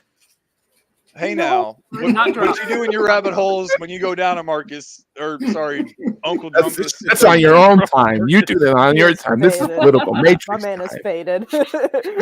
This is some dirty shit, Uncle drunk uncle. I didn't come on here for all this. Uncle. It's the Back Lord's to Day over here preaching. on the East Coast, That all was right? fucking You need to great, tone that Steve. shit down, all right? Let's There's get back to children cooking. watching. It's get 1:23 in the back- AM, and Jesus is not happy about this, all right? So He's only yelling because he's your drunkle, okay? I say the Jesus I know has red eyes. What do you think? Jesus I know works at the bodega down at the end of the block. I only know two ways to Hey, get Jesus. red eyes, and it doesn't require sobriety. No, Okay. Jesus, he sells smokes pretty cheap, so he's all right. Back to the article. So What we got here? okay, so Vladimir Putin warned on Wednesday in this era, in 2021. This is from January 2021, a year ago, that the coronavirus has exacerbated pre-existing global problems and imbalances, and that these could deteriorate to a point where there is a fight of all against all. The coronavirus pandemic has become a major challenge to mankind, and it has accelerated a structural changes, the preconditions for which were already in place, he said at Davos at World Economic Forum. We have every reason to believe that the tensions might be aggravated even further. And he cited experts that have likened the current state of global affairs to the 1920s and 1930s, and that parallels could be drawn between them. And now, when it comes to the scale and scope of what he calls systemic challenges and potential Fucking threats. right, dude. Hyperinflation. All against all. All the conditions that went into what created the Nazi Germany, like dead ass. Except it's been accelerated, I'd argue. I mean, why do you think it's called the Fourth Industrial Revolution? Mm-hmm. Then he said, all of this cannot but impact international relations, making them less stable and predictable. And then in the 20th century, the failure and inability to centrally resolve such issues resulted in the catastrophic World War II. Of course, nowadays, such a heated conflict is not possible. I hope that it's not possible in principle, because it would mean the end of our civilization. But I would like to reiterate that the situation might develop unpredictably and uncontrollably if we will sit on our hands doing nothing to avoid it. There is a possibility that we may experience an actual collapse of global development that might result in a fight of all against all. And then he talks about some other shit, and they talk about the pandemic some more, and then Navalny and all that shit. But it says his appearance at the summit, which usually takes place at the ski resort of Davos, Switzerland, and attracts global leaders from the political and business world, is contentious. But Klaus Schwab, founder and executive chairman of the WEF, introduced Putin by saying that Russia was a long-standing participant and that it was important that constructive dialogue continue in times of dispute and difference. So there you go. Russia is not. Both Russia and China are partners. Oh, why is in it from the the Fourth Industrial CNBC, by the way? Aren't they the devil? That's all I yeah, found dude. when I looked up Putin. Oh, go. Oh, I'm Davos sorry, Steve. Go on. 2021. Yeah, to Yak. I mean, allegedly the devil. I mean, right? Allegedly the devil. Really? Go on. I usually get that. So I thank you for taking some of that off of me. I appreciate it. Yeah. We call it the Fourth Industrial Revolution because there were previously 3 industrial revolutions of the Germans are orderly people, which is why we went with the Fourth Industrial Revolution. Perfect. Beautiful. Perfect. Before this. Yeah. Again, if anyone knows any Nazi-sounding Germans, we need them very badly. We're running out. Guys, I'm just interested in bridging the digital gap between first world countries and third world countries. I knew it, Uncle Warren. I knew it. It was you the whole time. Why does that remind me of like crab legs? Transforms them into the internet of bodies. The sooner we can get the tiny brown people into the internet of things on the internet of bodies, the sooner we can commoditize Africa and India on the global south. Oops, did I say that out loud? You know, I guess that's a good way of talking That's why Nazis they need so many and stuff. Wait, Marcus. Yeah. One more thing. I wanted to bring this up because Jack's here. So he talks about the Cures Act in a clip at the Davos. Are you Biden fucking does. serious? I should have told you that. Biden Holy does. shit. Yes. Thank you. Let me find that.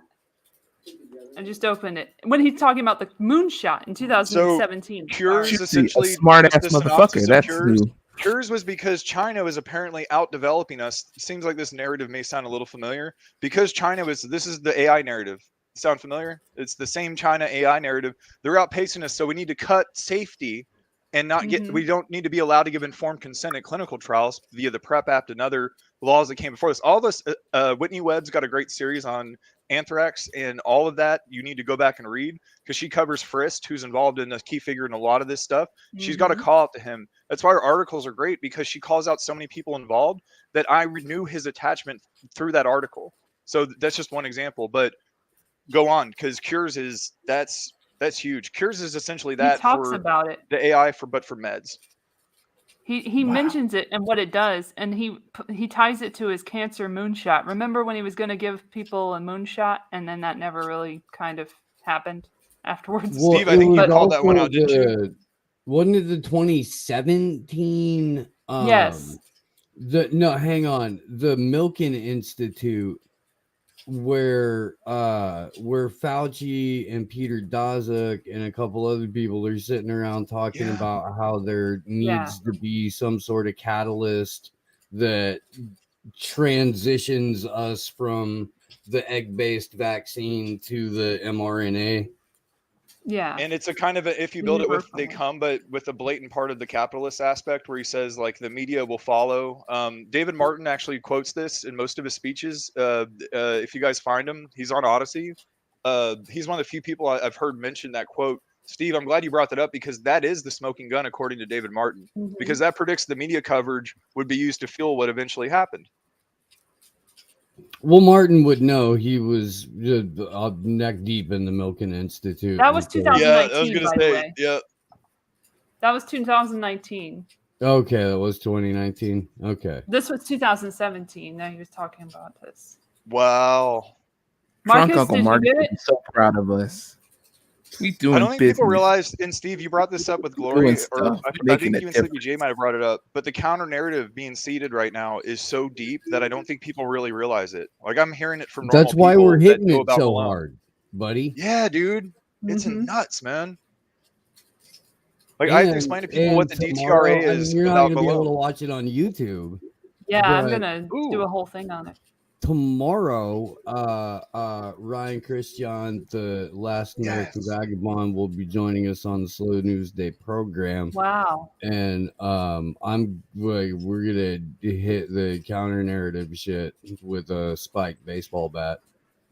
Thanks for That's great. explaining to me how to like say his name so that if I ever like are on with him, I know how to say it's Ryan Christian. Ryan. Ryan. Ryan. Rian? Rian? Rylan? Not Rian? Rylan Wowlan. Rihanna? It's not Rihanna? Ryan. I could like riff with Steve and like probably this entire panel for like the rest of like forever, so I'm gonna shut up. Okay, let's listen to old Biden.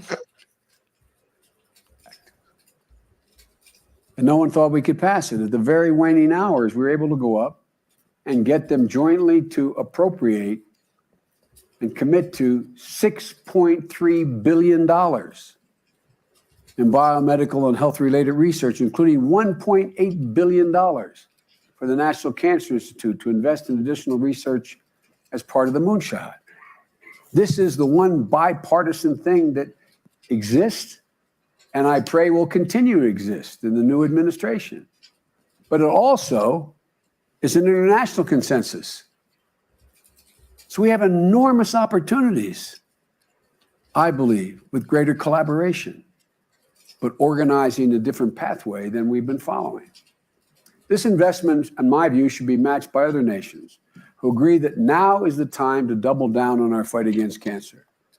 And it's my hope, as I've already spoken to the vice president-elect, who's a good man, about to come in to be vice president in 4 days or 3 days, about my willingness to continue to work with him and the incoming administration to be committed and enthusiastic as we are the goal of ending cancer as we know it. And my prayer is they will do that as well.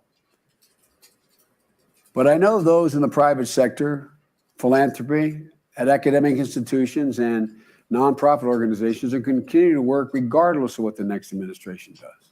There's too much momentum here. And this will include me as a private citizen. I do not I hope I'm well informed, but I don't have the expertise most of you have. But I found I have the power to convene. And thus far, I've been viewed as a fair dealer. I have no interest in any one institution or another. And I maybe even have the ability to occasionally shame. So people move in directions that up to now there's been unwillingness to move because of the culture that's developed. After I leave office, after meeting with some very significant people who many of you know, a couple in this room as well, have encouraged me to set up the Biden Cancer Initiative with similar goals of the moonshot. Changing the way we do business in cancer research and development and providing cancer care. Someone explain it to me. Focus on one, improving data standards. I think it's a way to giving joke on the patients a fact mechanism to share their data so they can help many other patients going through the same fight. And so researchers can use the data to find new patients and new cures. Yeah. Most people are not experts like you. They think that already exists, that patients actually own their own data. They actually have access to their own data. I was with one particular researcher, and he said, well, we're having trouble getting patients. And I said, I'll tell you what, I'll make you bet. Hiding that he's reading off a script. Like here. I said, I bet if I ask them, their networks will give me 15 minutes of prime time to talk about this. I said, if I pick one single repository, I'll bet you I get minimum between 2 and 10 million patients who the next morning will give you their data and say they'll send it there. And this researcher said, well, yeah, maybe I have a point. Guys, this is within our wheelhouse. That's the easy part. The hard part is what you all do. Working with community care organizations to help improve access of care and quality of care is another focus that we'll have. So outcomes aren't wholly dictated by your zip code. And convening a national conversation with pharmaceutical companies, insurers, biotech companies, and others to ensure patients can afford treatments.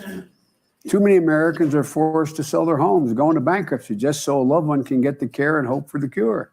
This needs to change. And these companies need to have serious remuneration. They're taking real risks. But there's got to be a way. Infuriating. That's their argument. Figure this out. Companies are taking the risk, so they should have liability. And also calling for greater transparency and access to clinical trials. So more patients can get access to treatments that might work for their cancer. And continuing to work for a cultural change and improvements in our cancer research system. So make the best use of today's opportunity to generate and share data and knowledge from patients and researchers to help patients everywhere around the world. So the counter to this These are the reasons why I plan on staying involved. Yeah, let's because end the clip. For the first time in 45 years, there's some real movement. That's enough. Thank you. We got it. Yeah. He says Cures Act at the beginning, but you didn't hear it. Yeah, that was just straight infuriating. That just. And again, the moonshot. Where is it? Where did it go? I mean, guess it's kind the of moon. Look, he's pointing up. Yeah, I can feel this. I can. Okay. I can feel Gotcha. all of this. All So it is a trite political phrase to refer to a like cornerstone or flagship piece of a president or vice president's agenda as a moonshot moment, and there have been a couple of times where they've trotted that out. It is just horrible. It really is, especially once you learn about the moon landing. Then it's funny, but so that's why it gets tossed around so much. And that's what it's supposed to mean. Like this is our administration's moment where we buck the odds, do the impossible, and shoot the moon. Is Marcus facing a drink in the background? Man, he's totally blotto right now, and I love it. His liquor. Marcus is putting individual ice cubes into like a mortise and pestle thing, and he's smashing them up a little bit. Man, he's so blotto because he's a wonderful. Fucking psycho. Beautiful. That's why. His face is calm as fuck while he's doing it. Like it's an Yeah. aggressive action, but he's like, the more calm he is, the more chilling it is. If he listens to the replay, I did all the work. Everybody should be thanking me. Ellen Glory help. Thank you, Emmanuel. Yay. Thanks, You in the background muttering and shit. That's fucking No, right? Right. Well, according to Chad, he's in the shitter. I mean, if he's Right, he just sounds mean. I hope he's all right. Following every detail. It's Choosy. It's like if you were Is he ranting? Who's he ranting to? Marcus. Marcus is just ranting. He's Marcus. ranting live. Are you talking to us, Beautiful. Marcus? Or? That's how she is. Marcus? He's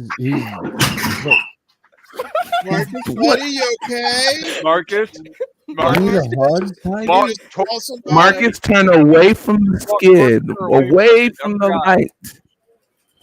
What was that? Marcus, buddy, do you need us to call somebody for you? I told L in the I told You him in the can follow private up chat on- I'd be right back, but nobody I guess got That that. dude's in the message. shitter, but he's making all this damn noise. I was like, what the hell? Yeah. Yeah, We it was knew like that. you laugh.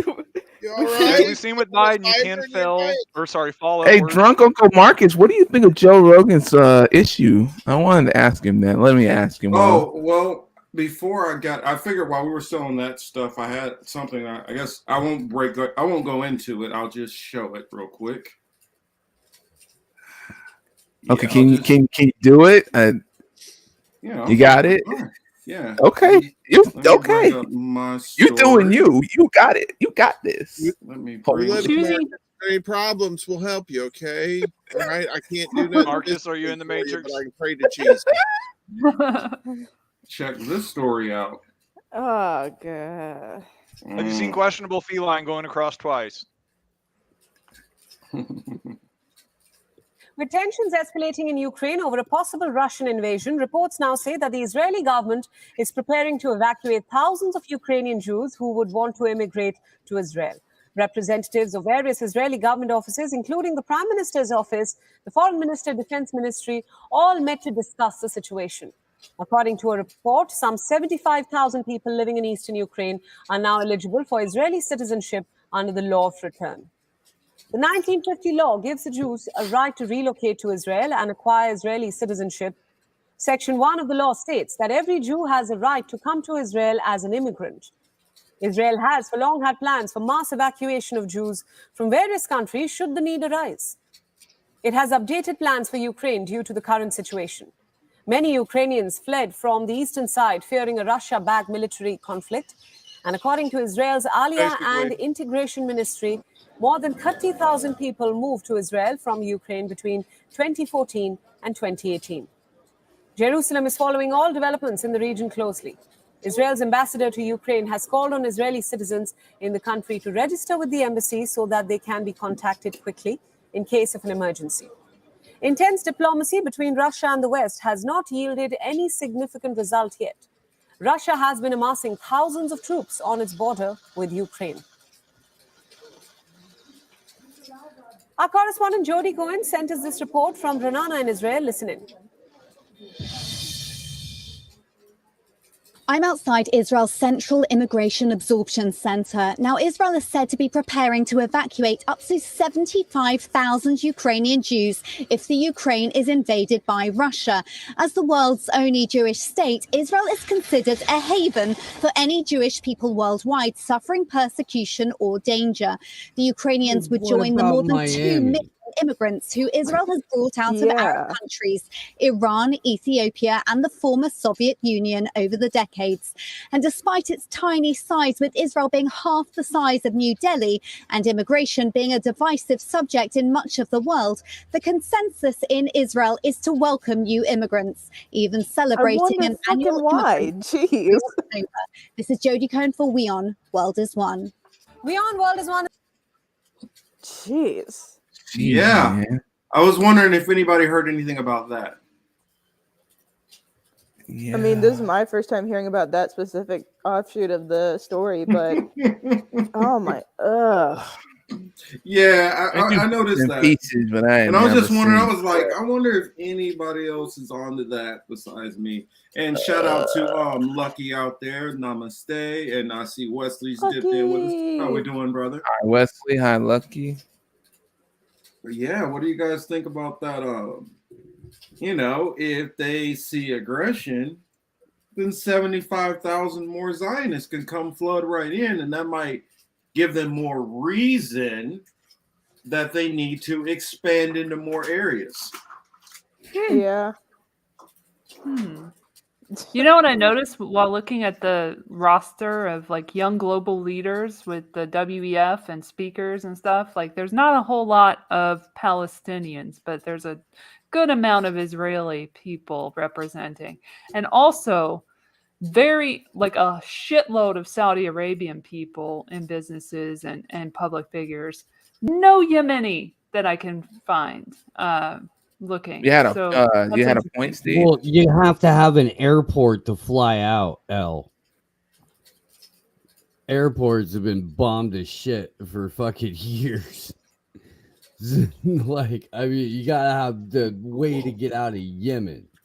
Yeah, It's they're not essentially good. becoming an open air prison. Yeah, they're not giving any open air prisons or any countries which basically barely have a government standing. You know, And as admittance far into as that. like Israeli expansion goes, like I'm pretty sure that what you want we should build up is like a local, mantra. Like, no, they would rather go, take over and knock down houses that Palestinians live in, land that they own. Yeah, Burn building down some no, olive. Burn down no. some olive trees No, while the they're Jews at had it. Jews had carpentry as a profession once. It didn't work out well for their best known carpenter. They gave up on it. They don't build up. They don't. They just take over neighboring land. Way Well, easier. I'll say Yeah. Jews had carpentry. Jewish don't really. Ooh, yeah, throwing a little I'm shot going across to the hell bow. for that shit. I'm gonna tell you that right now. I'm going to hell on the Lord's Folks, day. I'll be at the I'm Ice House confused, so I next now week. If you identify can as come and Marmot. see me at- West Coast this Saturday over there. Y'all you got to contend with the Jews. That's their holy day. But today's this big J. Is that why I'm on the bottom? Don't lie. That's Shabbat shalom. We just heard that that's what you were into. I mean, This don't is be your name issue. shaming. Oh yeah. Let's see. What was that you were asking about the what was it? Joe Rogan. Joe Rogan. My thoughts yeah. on I want Rogan. drunk Uncle Marcus's perspective on Joe Rogan. On Joe Rogan's The TV. thing is, Drunk real Marcus quick. regale us and tell Joe Wait. Rogan. Yeah, I wanna real quick, know- y'all. Before Marcus goes into that, I gotta hop off here because I have shit to do and I want to sleep soon. So Cool, Gory. It was so good to see you. Yeah. No, Yeah, yeah, I'm thanks gonna for do that having real soon, me. too. Yeah, Thanks for I'll coming. see. Good night, Well, Glory. I'll see Steve in like 10 hours, but yeah, There you go. I'll see all y'all around. And yeah, free Mr. Cool, Wilson. cool. Sleep well, Glory. Yeah, and if I get my ass up early enough, I'll be in. I'll catch you early in the morning too, Steve. 'Cause I know you normally stream. What is it like 10? 10 a.m. on the West Coast, 1 p.m. on the East Coast. We once again will be live with Ryan Christian from the Last American Vagabond. Oh yeah. There is All right. an outside chance that we may have a special guest as well. If not, look for lots of good interviews coming up soon. Tuesday, we'll be joined by Amanda Solda from the Psilocybin Academy. Yeah, I think Garland Nixon's coming on next week. I love Garland. Always All a good time. Always a Oh my good god, time. I love the shows with all Garland. right. Like those in the, I mean, there's so many I like those in the Reverend, like the ones with the Reverend Annie. I mean, obviously I love those ones. No, Garland's solid, dude. He and for the last year and a half, 2 years, he has just really ran out of fucks. And I love how you guys talk about selective enforcement, because that's exactly what it is. well, and he's been able to see that on both sides, Exactly. and has a point of view that it kind of like it should win identity politics bingo or like lived experience bingo or whatever the fuck, but because it's Garland and because it's that particular point of view, it doesn't fit into the optics for the sake or diversity for the sake of optics. It fits into diversity of opinion, and as I'm sure the panel is familiar with, diversity of opinion is verboten. But that's why we fuck with Garland, and that's why that's why he has me on the critical hour like regularly.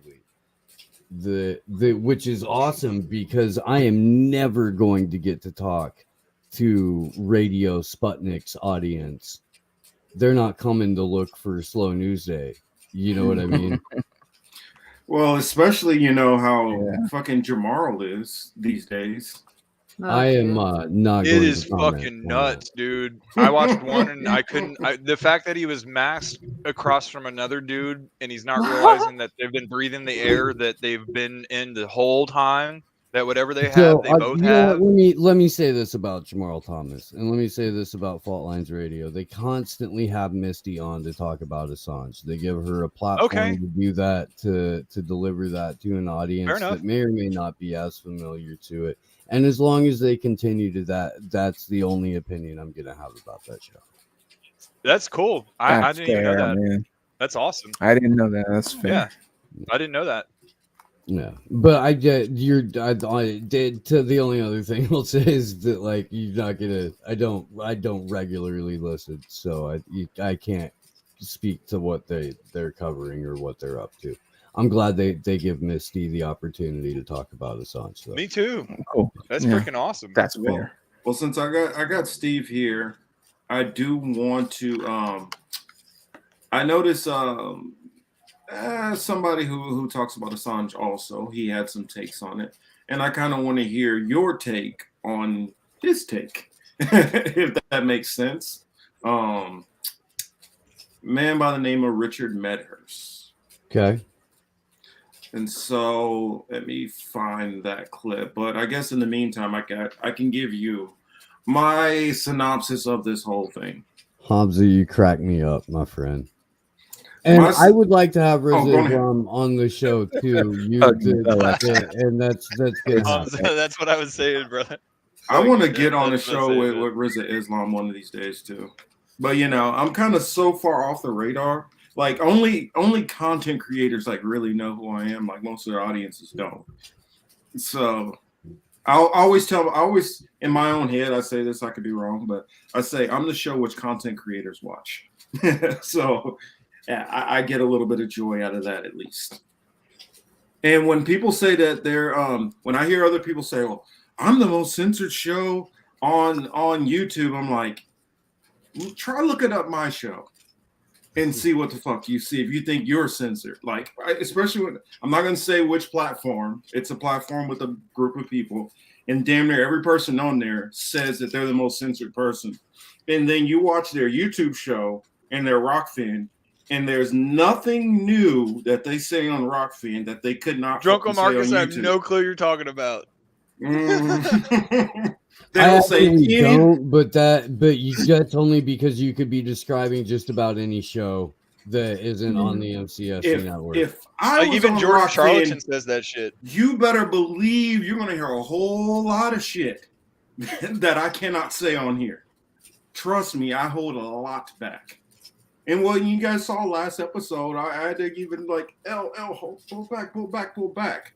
If we were on Rockfin, you guys know how much shit we would really be dropping for you guys. How much? Actually, I got a shout out I can give on YouTube.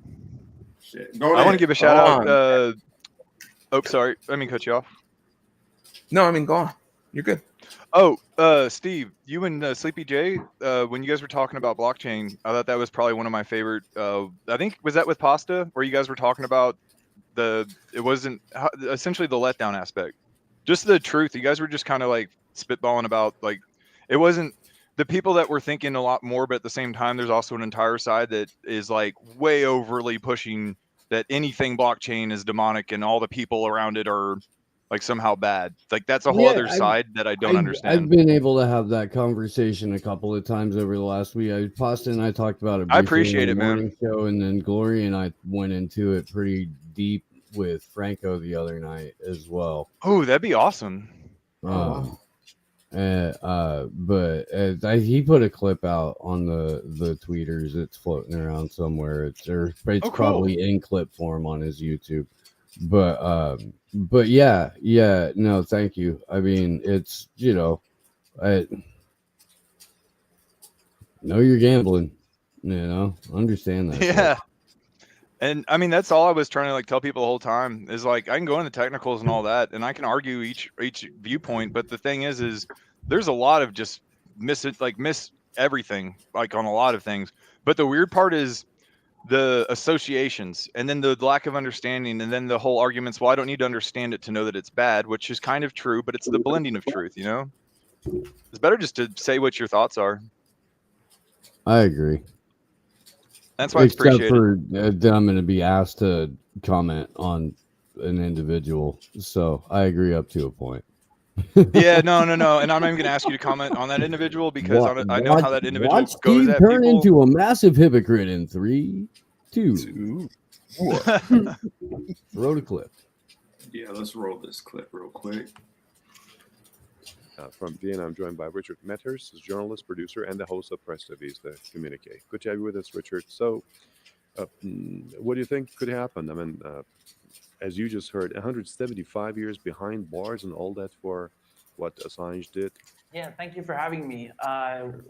As you just mentioned, he's facing a daunting, terrifying sentence for publishing evidence of war crimes, crimes against humanity. I mean, it's some of the most important journalistic work of the last decades, without a shadow of a doubt. And today, what was the High Court essentially denied permission to appeal, which is normal. They always do this because if they had accepted it, it's basically like the High Court judges are saying, well, we don't know what we're doing, go to the Supreme Court. However, at the same time, they allowed one point of law to be certified. Basically, Assange applied for 3. They denied 2 of them, but they allowed 1 to go ahead. And that's all he needs to be able to go to the Supreme Court. So he has 14 days to apply now. And the Supreme Court could take a while to answer. And it's not guaranteed that they will hear the case. I think it's likely they will because it is an important point. Basically, it's about the assurances that the United States provided. Because we have to keep in mind that the extradition hearing that took place at the end of 2020 in London was, it lasted for weeks and weeks and weeks, and dozens of witnesses testified. And, I was there, and the United States never gave any assurances. The United States was adamant. They were insisting that it's okay if Assange is placed in these horrific prison conditions called SAMs, or special administrative measures. So, they were very brazen about it. They didn't find anything wrong with it. And they said it's fine. And, it's like a summer camp or something. And then after they lost the case, when Assange won in January 4th, 2021, and the extradition was blocked, a month later, then they came out with these assurances. They basically trying to relitigate the case again. And so now what the Supreme Court must look at is it okay for the United States to submit assurances to an appeals court that wasn't seen before by the magistrates court? And that is, again, not just something important for Assange, but it will set a legal precedent for all other and future extraditions, because it is an important thing to consider, right? Whether a requesting state, in this case, the United States, is allowed to submit what a lot of people consider fresh evidence after they've already lost the case. So it's a very important legal question, and it's a very important thing for Julian Assange that he is able to take this to the Supreme Court. It's just a shame that the crux of the issue, press freedoms, the fact that the United States would torture him, these things are not really being discussed anymore. It's more of a legal technicality that's being discussed. And I feel that it should be much, much bigger than that. Okay, thanks for that. Richard Medhurst, journalist, producer, and the host of Press TV.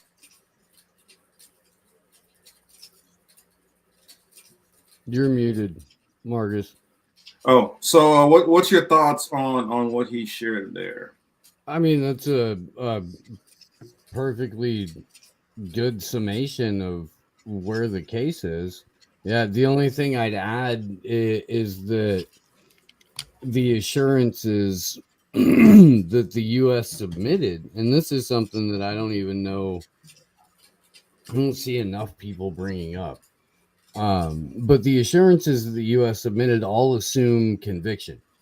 They have nothing to do with his pretrial confinement in Alexandria Detention Center.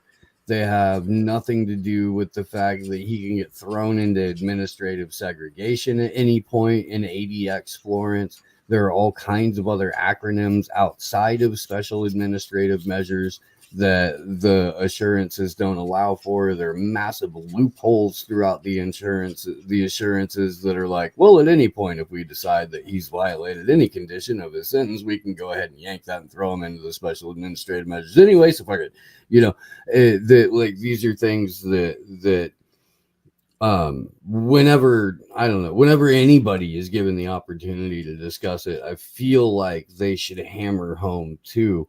Not that he didn't do a fantastic job of having about 3 minutes or whatever it was to explain a decade's worth of history here. And it is a fair point to raise that it's a shame that this falls down to some sort of like minor legal technicality deal rather than the fact that the United States is seeking international jurisdiction over the press and going through an Australian publisher with an outlet registered in Iceland to do it.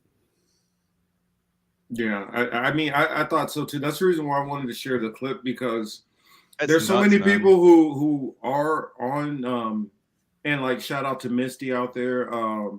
She's one of the Massive shout out to champions who's Yeah, it's a always huge shout out to Misty. who's man. always keeping us focused on it, especially when we start looking at all kind of other issues. Hey, shout out to Steve out there, Steve Cutler Live, and Peace Dove, who's just hopped in. Hi, Peace Dove. Hi, Steve.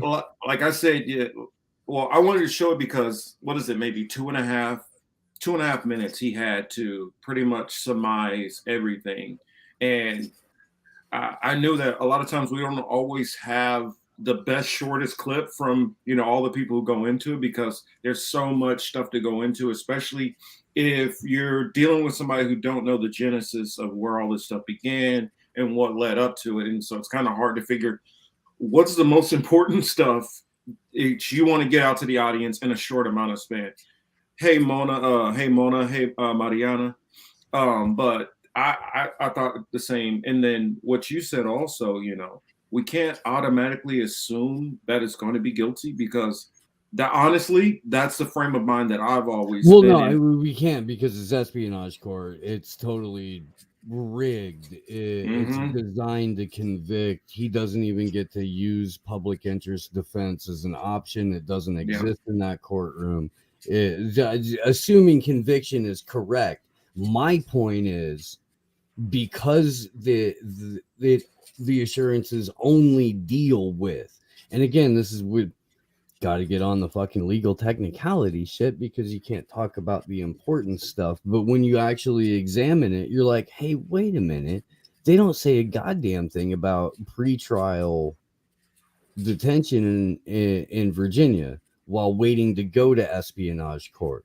They don't say anything about the fact that like there have been 2 other prisons that have been put on the table and another detention facility that they're mentioned in the 3rd superseding indictment that aren't discussed in the assurances.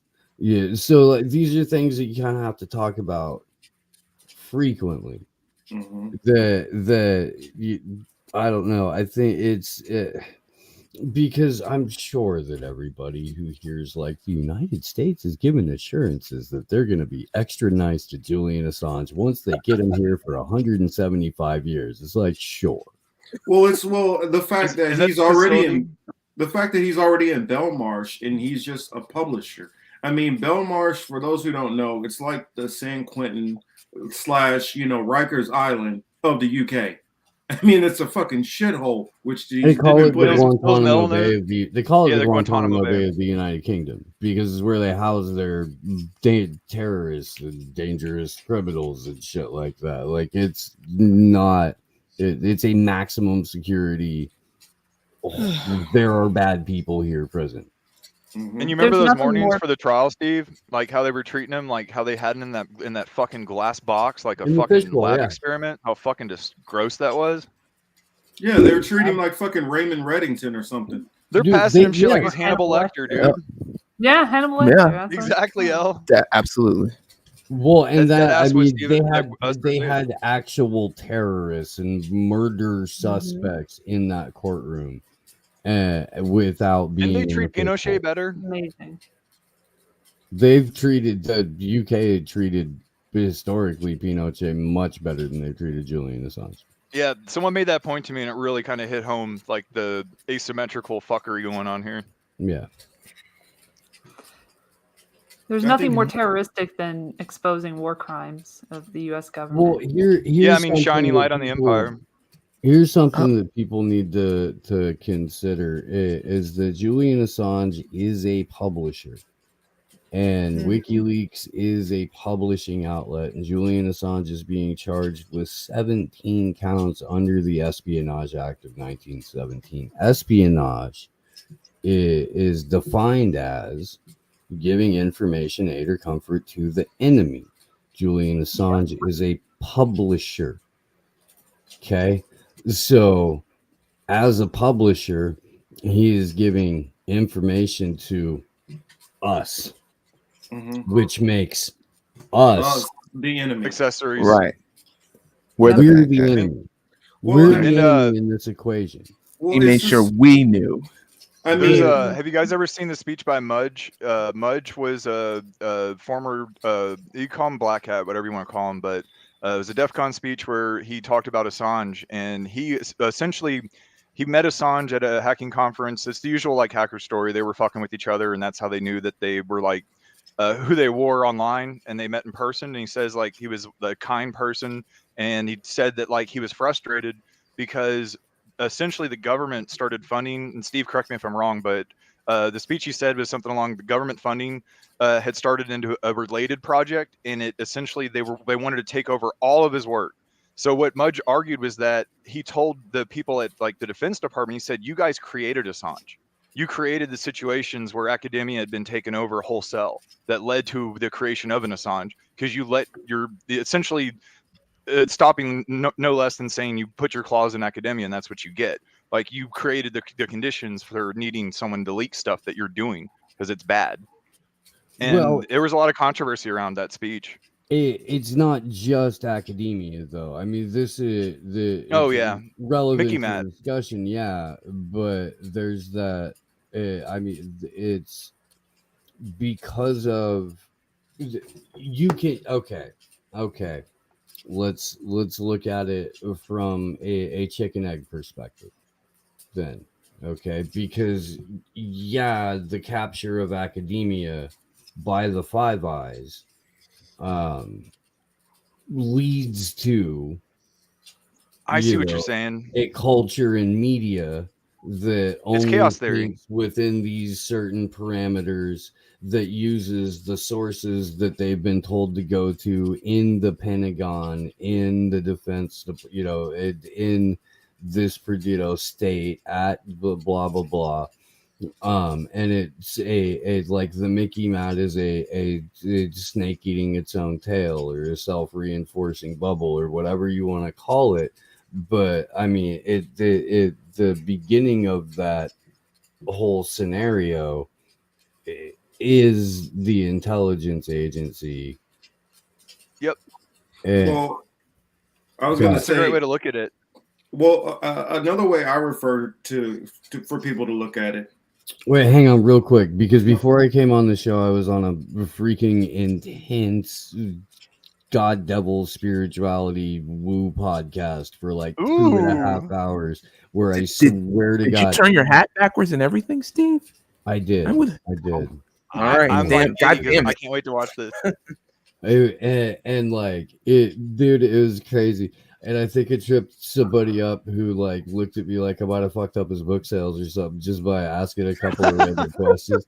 Like there's a energy worker with 4 Jesus there, and like a legit, guru dude, and like I was way out of my depth, y'all. I was so far out of my element. I'm like, You didn't bring your crystals? I did not mention that I knew how you're supposed to charge your crystals. I didn't. I left that out of the conversation. Oh my god. Yeah, That's but I did the last spiritual podcast I was on. I did. I brought that up. Wasn't there a Union of the Unwanted where you were on with Lindsay? Or am I thinking of a different episode? Maybe There's a good one. I don't know. I know I fucking crushed it on the last Union of the Unwanted I was on, though. January 6th one. I crushed that shit. That's a did. good one. Rad. That was a good one. That was a Pasta really good one. did too. Pasta nailed it. He is really trying to brand that common sense leftist thing. It really is. Yeah. I mean, and good on him, dude. At least someone's trying something. I mean, because I get this all the time. Reach people, like, yeah. People that, like, I don't know how to explain it, but the left would call them class enemies. But I'm trying to, like, bridge to people that were former Trump voters. I don't give a shit. I don't care who voted for who. I honestly don't. They're both controlled op. So it's just different. It's what PSYOP did you like more? Did you like Q or did you like Russiagate? It's just like, it's like Coke or Pepsi, dude. Yeah. Or do you like the continued psyop that is Marcusean leftism in the West? Malthusian leftism, as Alex correctly calls it. Well, okay, yeah, yeah. I mean, not really yeah, leftism. he's He calls it being cute, Malthusianism. and God love him for that. I do. I love that man. He's got a fantastic voice too. He really does. He really does. I don't know if like okay, yes, but the campus Marxists and all that shit, and the the sort of like barnacle media that attaches itself to mainstream media kind of hangs on wagging their finger at it for clicks, but doesn't really ever do anything. The like, I don't know, trust fund Marxist Leninists and shit like that. We all know who they are. You mean the MNLs that haven't read an MRNL? Right. Those are the or an people, EG. Walker Bragg. like those are the exact people that get put to the wall in a legitimate communist uprising. Do they not know that? Do they not understand? Like, this is the thing, dude. It's pretty nuts, Steve. You're modern right. left has such a disdain for the working class that they are their own class enemies. They haven't even figured that shit out yet. I talk to Shadow all the time. I'm like, have they like I do this all the time. I don't know if you guys do this, but you probably don't. But I find like people, if I find that they're in a union, I'll ask them like, how are you being treated? What's leadership like? Because I know it's corrupt as fuck. They need to vent to someone. So I get to hear what they're dealing with, and then I get to understand. Like, I wonder how many of these like Brooklyn hipsters like have done shit like that. They think like probably when they go to Whole Foods that they talk to someone sleeping the floor, and that was like their white Jesus moment. There are white saviors in Brooklyn, all of them. Yes. That's every last. I saw guys. them, dude. My friend showed me. It was terrified. I'm out. You have a fantastic night, Marcus. Thank you All for right, having me brother. on. Thanks for joining us. Thank you, Steve. Thank you for coming. Thank you, brother. Appreciate I know you We'll got to find be that up marmot early. one day. Huh? We will find I that said- marmot one day. I say, yeah, I know you got to be up early. You get your show Right, going. man.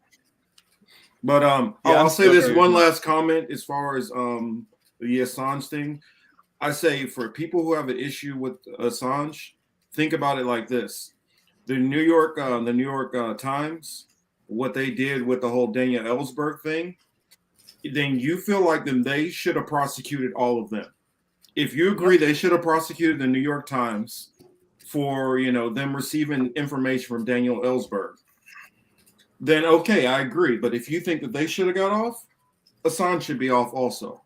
Both of them are the same situations. And the Assange situation is more grievous because he's outside of their jurisdiction. Yep. He's not even an And the American Noah citizen. principle, the Noah principle, as stated by Ray McGovern, whose beard is glorious as the days are long, stated the Noah principle, which is no more awards for predicting weather or something. Stevie's like rewards only for building bridges, I think, or arcs or Building whatever he said. boats. Building Yeah. boats. Thank you. Yeah. Hmm. Yeah. No more rewards for predicting rain. Only rewards for building boats. Yep. I love that. It sums it up pretty much for me. Yeah, we Thanks for had a joining us, special Steve. moment with Scott Horton the other day on the show where we discussed our mutual admiration for Ray McGovern. It's a good one. Yeah. All He's right, great. y'all. Have a All fantastic right. night. All Yeah, right, you bro. too, man. Sleep well. Thank you. Night. Appreciate you. So I guess we will go back to Circling back. yeah. And good night. Is that your Good night, term, Mo. L? Circling Yeah, back. it is Circling her back. turn. It is completely her her turn. turn. I've Yeah. adopted it. Good night, It's Mo. completely I don't say it hers now. anymore, so I keep it alive. Steve did one of those country goodbyes. You know, he said, "Well, I got to go," and then he talks for another 20 minutes. You know what I'm talking about? Doesn't actually leave. I know what you're talking about. We I've go been in one of visiting those our goodbyes. relatives down south, and my dad were like, "Well, I guess we better be going. I got to be up Yep. about 4 in the morning." And they're like, "Well, did you hear about so and so?" "Yeah, I know, right?" And then you're sitting there, "Oh, Let's fuck, get I a thought we beer. were leaving." Yeah, Dad That's a about to talk Southern for another thing. 30 minutes. Hearing from now. lawnmowers. Yep. That's a Parents Southern lied to thing. your whole life saying you were going to leave, and that was like 30 minutes ago. That's us on the phone too. You hear like, this? Get wet Matt, time. Matt Marxist says breaking. Vladimir Putin is crossing the Bering Straits on his way to Ottawa in an electric semi. Is Tesla is like I what's highly his doubt fuck he would do driving? that. Is Musk driving it? Was he going to Uh, drive Like that Musk shit would ever underwater? do it. Klaus Schwab is putting money for the trip. This shit's going to short out if he drives that thing underwater, man. It's electric. Durr. It's like putting a toaster in a bathtub. You don't do that shit. What's fucking wrong with people? It's amazing to me people don't like, and other people have put this better than I can, but that lithium needed for these batteries for this vision that they're talking about, smart cities in particular, is going to require strip mining in some of the poorest, more stricken areas in the continent, usually in Africa. Why do you think that they have so much interest in the global South as a whole? I mean, Precisely. Look at how involved they've been worrying about the elections in Bolivia, and I forgot That front yard stuff. and not to mention the history that just happened with Honduras having their first female president. So And didn't they have to get out?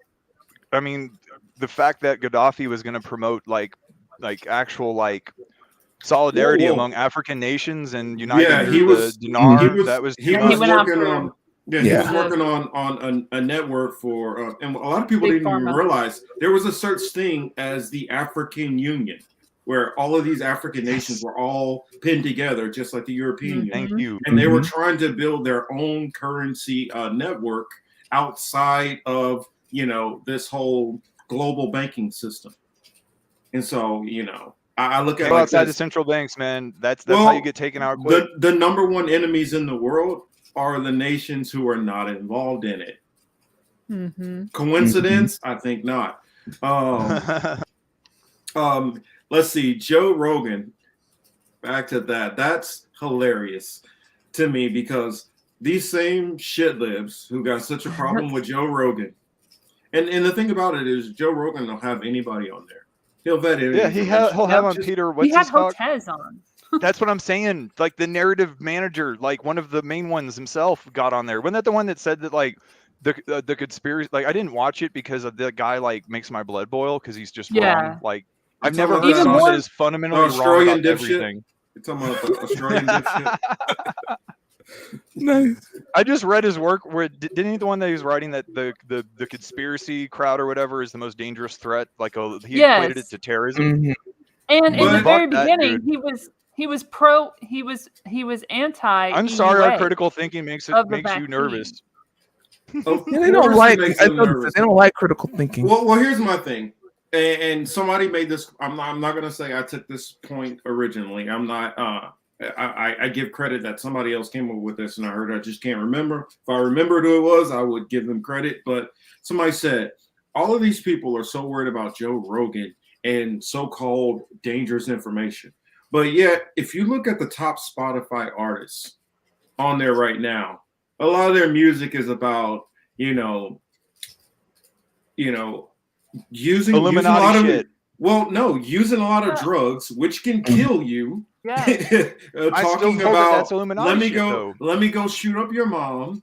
And it's also oh yeah. What? And Like drill music yes, shoot up your mom. Who's saying yeah.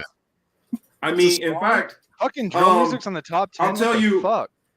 I'm trying to remember. I think it was 50 Cent in one of his songs. He said, "Yeah, I'll roll around and shoot up your mom's crib so you can come and look for me." So that's the kind of stuff that that has no problem. What's that song? What was I'm it? just gonna keep saying his name until he comes back. WAP or WEP? I Here can't remember goes. the She song. would rage quit in like 10 Rap, minutes. yeah, I do know what that is. That's a very moist vagina. Oh yes, Red those are the number one songs that are like on there, and nobody has a problem with any of that stuff. Like I did not know lips still were hot. meant in that Wait, context, Uncle Warren. What happened? I said I did not know lips were meant in that context. Did you know that there's a song literally called "Throat Baby"? What? Yeah. Oh, what the fuck? Yes, Yeah. "Throat Baby" is I think I know a what top that song is. on there. I don't want to know what that means. In the video, Can we just not really do that? the guy is snowboarding on white stuff, which appears to be inside of somebody's mouth. I mean, the ego to do that. That's what it was. I mean, symbolism just kind of died. I'm like, I oh mean, my. And that's so like all parody's of this dead, shit is now on symbolism- there. Yeah, exactly. All of this shit is on Spotify. They have songs about swallowing semen on there. What the Yes. fuck is that? What about "Smack My Bitch Up"? Is that still hot? What happened? I miss Prodigy. Bitch up, smack my bitch. You remember that? Have you shit? seen the making of that? That's a great I'll send you a video. clip showing how to make it. You can actually get the samples. They used. People don't realize that Prodigy. I believe that they used the original samples. They sampled a lot of blues and jazz to make that song. So if you go back and find the samples, like there's some Cool. I think all kinds of stuff is looped in there, and it shows you the guy recreating it with the original source songs. I'll need to find it to show it sometime. I won't sing this song, but I will say the lyrics to a song that's on there. I'll show you once, I'll show you twice. I'll come like a thief in the night. Now, I don't know if you guys know about the Bible, but what happens when he's talking about a thief in the night? He's talking about taking your life. That's a song in there. Yeah, talking about he said he knows how to shoot. Puppies and He knows how to sunshine? shoot. He knows how to fight. Doesn't sell. Come like a thief in the night. See, me and Elle said the same thing. Doesn't sell. They buy it. If you That keep rhymed. buying it, they'll keep making it. That's how that works. And so, but none of these people like Neil Young and whoever that old bat Joni was, Mitchell. who's- Joni yeah, Mitchell, Barry whatever. Manilow, and Next will be No, Barry Rage Against Manilow said he didn't pull his shit. He said. Oh, he said didn't? Okay. Yeah, he said so. No, Dave Grohl pulled his shit. It's all right. No, it was Peter Frampton. All these irrelevant artists that lacked in Google Trends. It's amazing. The only that all of a one sudden- I'll say is not irrelevant is Dave Grohl. right. That's Oh, the fuck only him, one. though. Yeah, I hope he He's a sold out after pretender. third. Like the shotgun is He's a still pretender. like cooling off. I saw one little blurb on Twitter about it, but did he actually pull his shit too? I believe he did. Dave I wouldn't be Grohl? He was surprised. requiring the thing for his concerts. I know that much. Yeah, Oh, he's yeah, a pretender. required- They're called Foo requiring Fighters And for he a was- reason. You realize like they're supposed to be fighting Fucking Foo, which is up. bad music, but it like all things, it's an inversion, Marcus.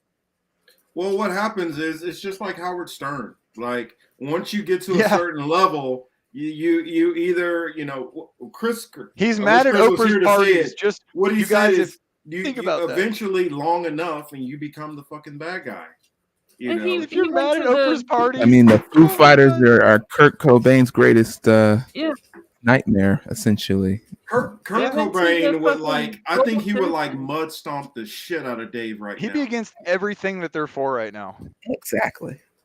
It's embarrassing listening to Best I of think You and young Howard Stern would beat the shit out of current Howard Stern if he could. Absolutely. I'm convinced now that Hole's only halfway decent album that they probably stole from Kurt, just because I re-listened to it now, and I've always thought that the remix Hi, was better. And I was Allie. like, Oh my God, Allie's here.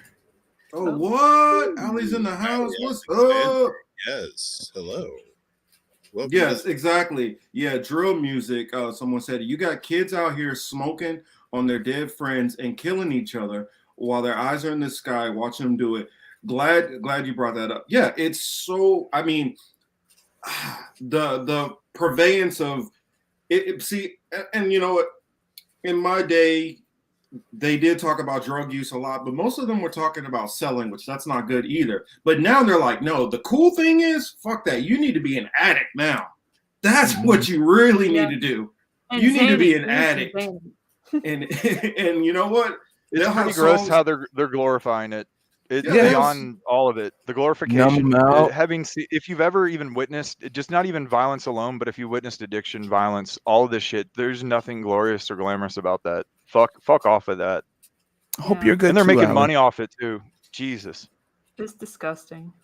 I mean, but this is what all these Neil Youngs and Peter Framptons and all of these people. This is, I can't deal with that guy over there who's having conversations. What? That's where we are now? Censorship is the way to go, right? I have a theory that all these old farts that ain't doing shit on Spotify, this is just a ploy for them to get out of their bullshit Spotify contracts, because apparently they get like a $1.25 or something. For Right, every they get jammed up or something like that. On Spotify, Like, they get hosed essentially. I Well, heard yeah. that. I mean, and that's another thing. They are fucking dicking over a lot of their artists, like barely paying them anything. And here's another thing. It's not like you can't get this music anywhere else. But another thing is, who is buying music in this day and age when you can just fucking like listen to the shit anywhere for damn near free? Exactly. It's stupid. I mean, you could put on YouTube. Nobody's buying and just listen to it if you want. You could put on Pandora and just listen to it if you want. There's You can so still even many download other music. Who's got ways. spare money for music? Holler at me. But I do, Mary. I download my shit because Right. I do that too. Oh well, yeah. I have a premium. I have a premium package, so on my YouTube I don't even have commercials or my Pandora. I don't have commercials. I don't have Do you lift commercials, your pinky so- when you log in? Actually, I do. Marcus, do you have- I do you have one of those- flourish the pinky.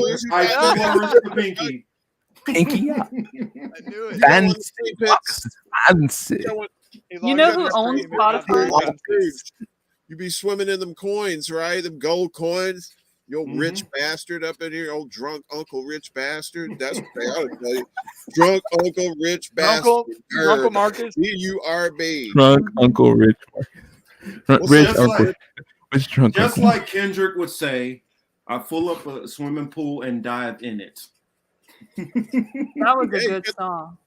I will say this from a physics standpoint: if Scrooge McDuck actually dove into a swimming pool full of coins, he would break his fucking neck, and that'd be the Right, credits. spread an impact. You're right. Honestly, because they're like hitting pavement. Honestly, It I is. think I would pay money to watch somebody get into a very thin duck suit and try to redo that. that would be pretty entertaining to watch. Yeah. I pay money to watch that. DuckTales. I would pay money to watch that. Oh my God! Tragedy on the set of a cartoon. That's what you The know. next, the next episode, he'd be in one of those chairs with his arm all up and neck Carly able to move. Yo, can you give me something to drink? Then he gets hooked on opiates, and they got to go into who the Sackler family is. Hooked on opiates. Wow, that got dark fast. Yeah, at least I got to tie in the Sackler family. Ooh, Oh my God! Hey, Jack. Them and Prosperity Gospel have a special circle in hell that Dante didn't dream of writing about. Oh, speaking of Prosperity Gospel, you just reminded me. Oh, my show comes back. My show comes back tomorrow. I've been watching The Righteous Gemstones. For those who don't know about the Righteous Gemstones, and you've always been laughing at this prosperity gospel shit for the longest, Danny McBride, was it Danny McBride? Crap, I'm blanking on his name right now. From Roseanne, husband. Tom Arnold. No, not Tom Arnold. John Goodman. John Goodman. Funny as fuck. That's all. Funny as fuck. I'm not gonna spoil anything. I'm not gonna spoil anything and tell anybody about it. But just go. Make sure to remind yourself. Write it down. Snap a picture. Do whatever you need to do. But remember, go look up the trailer for Righteous Gemstones. The shit. Good. One of these days, I might have to do like just a cover and breakdown on it. Maybe on my Hebrew apologetics page, I'll do that. I'll check it out. Oh man. Well, Hey, you Jack. remember that one video that I did from it about the dancing in church? Oh, Did anybody see my video about the dancing in church? And Uncle Warren, do you know about it? You don't know about it? Should I show him now? I know about dancing in church, but not about the video. What did you do? Oh, what was your question before you get started? Was there snakes and strychnine involved? What happened? No. Actually, I won't show the whole thing, but I'll show one part at the very end of it that I was like, yeah, you need a good laugh, man. This is a good one. This is a good one. But what were you gonna say, Elle, while I pull this up? Oh, this is for Jack. Check the private chat.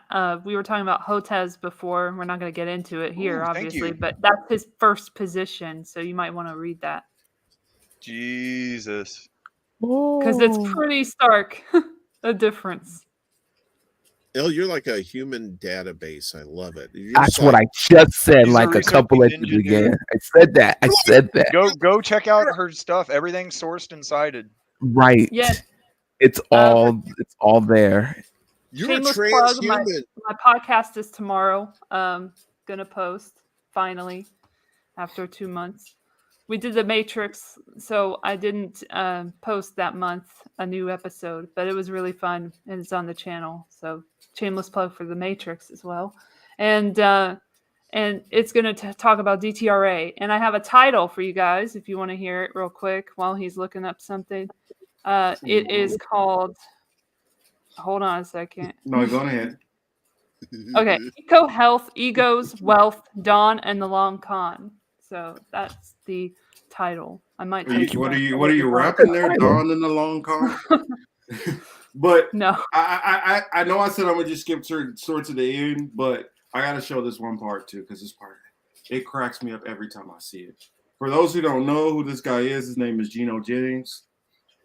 When I want to laugh at a preacher, I put on Geno Jennings. This dude misses. I mean, honestly, he should have been a fucking comedian. This dude is hilarious. But here we go.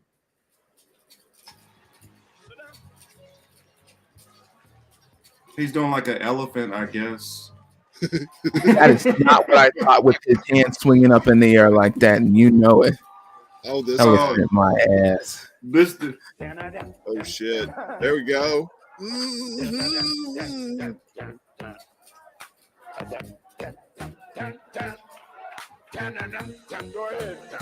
You played that sneaky music.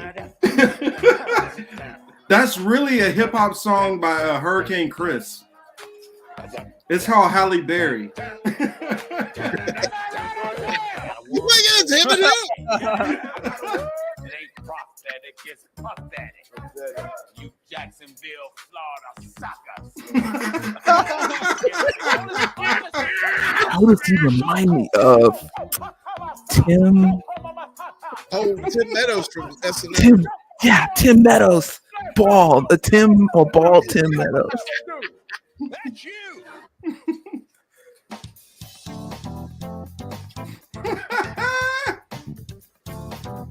Oh boy. That's some hot footing right there, man. That's nice. Oh yeah. I can't do that. Channeling George Jefferson right What there. you know about this? What you know about this? Oh shit.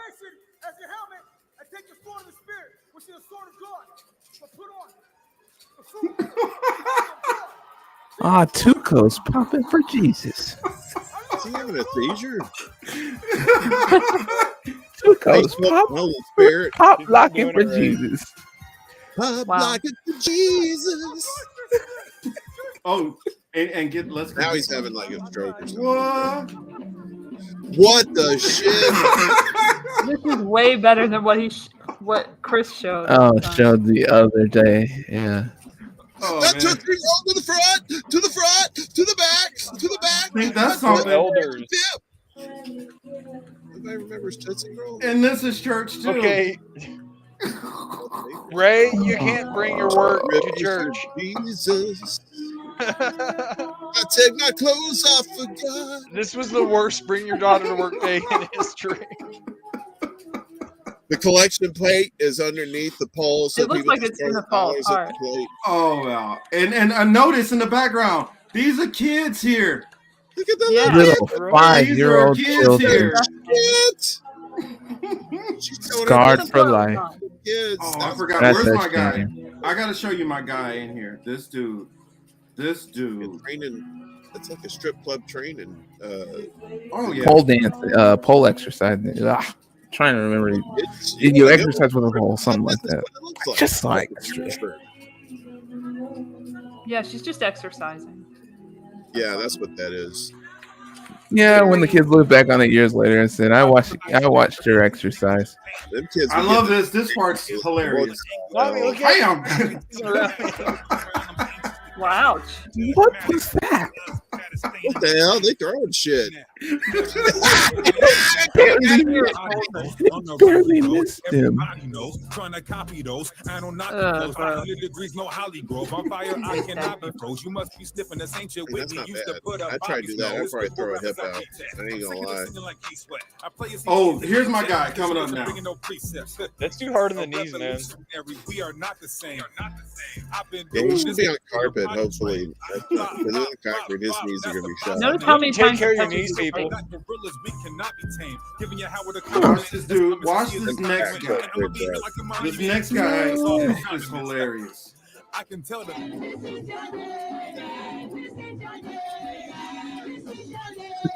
They doing it in the Caribbean. Oh, All right. Look at some acrobatics in there. Too. What the hell? That's the Caribbean worm. Wearing that Sears polo shirt That's too. badass. Look at Carlton, Thomas' comment. Yeah, that's Chandler Carlton, That's a bald ass Carlton right there, man. Church is going wild. Chandler Carlton, man, he's channeling him. Waiting for the Carlton. Wait for the bust up the Carlton. Wow, that's a lot. Oh, wait for this. Wait for this move coming up. Watch this. Oh shit. He's about to leave.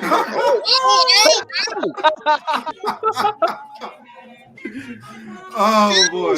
Oh my boy. god. Yeah. That one's old. Yeah. Oh man. The video is crazy. It's crazy.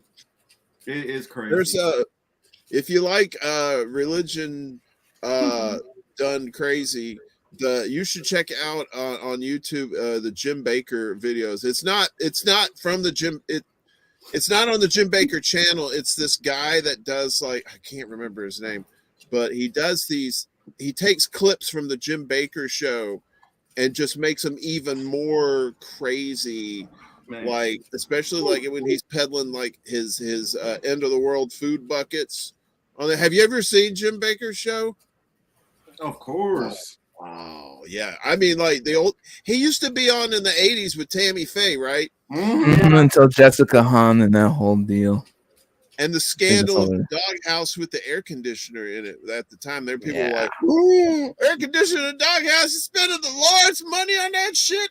And then you fast forward 40 years, and now he's gray, and he's got a gray beard, and he's selling buckets of end of the world food. Man, it's crazy. Oh well, I mean, see, that reminds me of my other video. See, I didn't pull that one up too. Let me stop. I know y'all don't want to watch all the videos, but there's one where I had Pat. It's Pat movie Roberts, night over at somebody's house. I love it. Where I had Pat Roberts, and when the watch lady, this shit. when the reporter runs Gordon, up on smell it this. and asked him about all his money and planes, I covered that one too on that one. So, but L wanted to get to the truckers. Actually, no, we'll wait on the truckers. I wanted to talk about while we're still in a little bit of a fun mode. Let's talk about Stephen Breyer just steps down. Judge, for those who don't know. And Biden says he's going to appoint a black woman. So there are theories that possibly Kamala might be that pick. Of course, some people are like, no, that's not possible. That's going to happen. But he has a list of names. Actually, I should probably pull them up on the screen.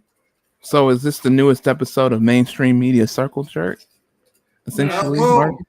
Well, and trying to because pretend you're not Supreme racist. Because it's Right. Supreme Court pick. Well, I mean, I feel mixed about this because I'll be honest. Some people feel like, well, you know, it's not racist doing it, but let's just be honest. If he didn't slip up and say that he's going to put a black woman on there, ain't no president about to put a black woman on there.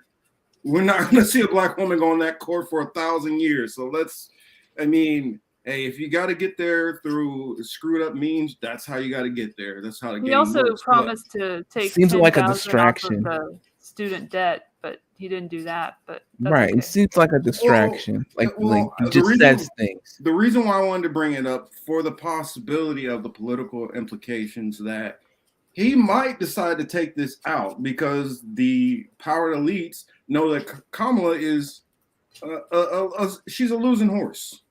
And if Biden can't run again, Kamala, they don't have a choice but to put her at the top of the ticket. What are they going to do? Kamala and Buttigieg is their pick.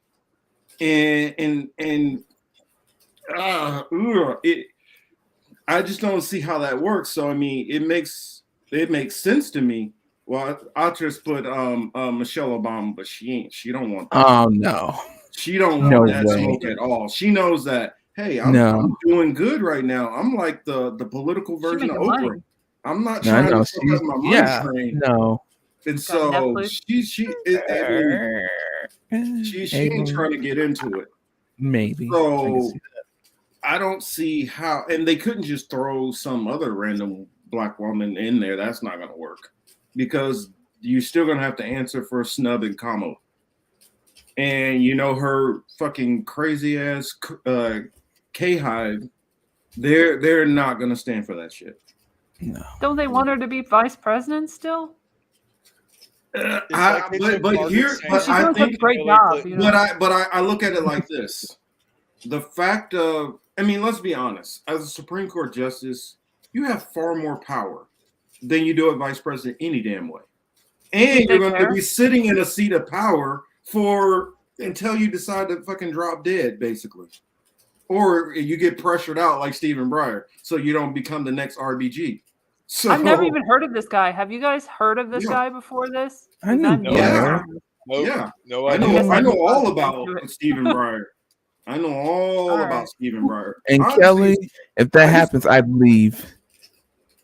Here's the thing about Kamala, though. She does have real power right Kelly, now. I threw up like on the inside for everyone on that for us. Yeah, You're all welcome. That happened with President in 2028. I'm out. I'm done. Mm-hmm. We can be Yeah, I mean, like, finished. Kamala, right now, she has she has power because she's the tiebreaker in the Senate, but that's going to go away this come November when the Democrats get their asses handed to them, and then it's going to go back to the Republicans. So she has power till November, and then but that's the only real power she has is breaking ties, and even then, Even then, she didn't use it. No she good doesn't at it. use it, and you know she She can didn't even do override. that. She had one power, and she still couldn't even do that. Whatever. Yeah, I mean, the thing about it though Seeing is her play the Indian and other like her heritage multicultural chameleon black card like during all of that shit was so insane. It was nuts, dude. Like I hadn't seen that kind of like seeing slurs coming from like both directions. It's just crazy. Exactly, Wesley. Is she even black? Like, come on. Like, Is she black enough for that Exactly, thing? Wesley. Her Jamaican dad's disowning of her was one of the most honest things I think I'd see the media cover because they didn't want to at all.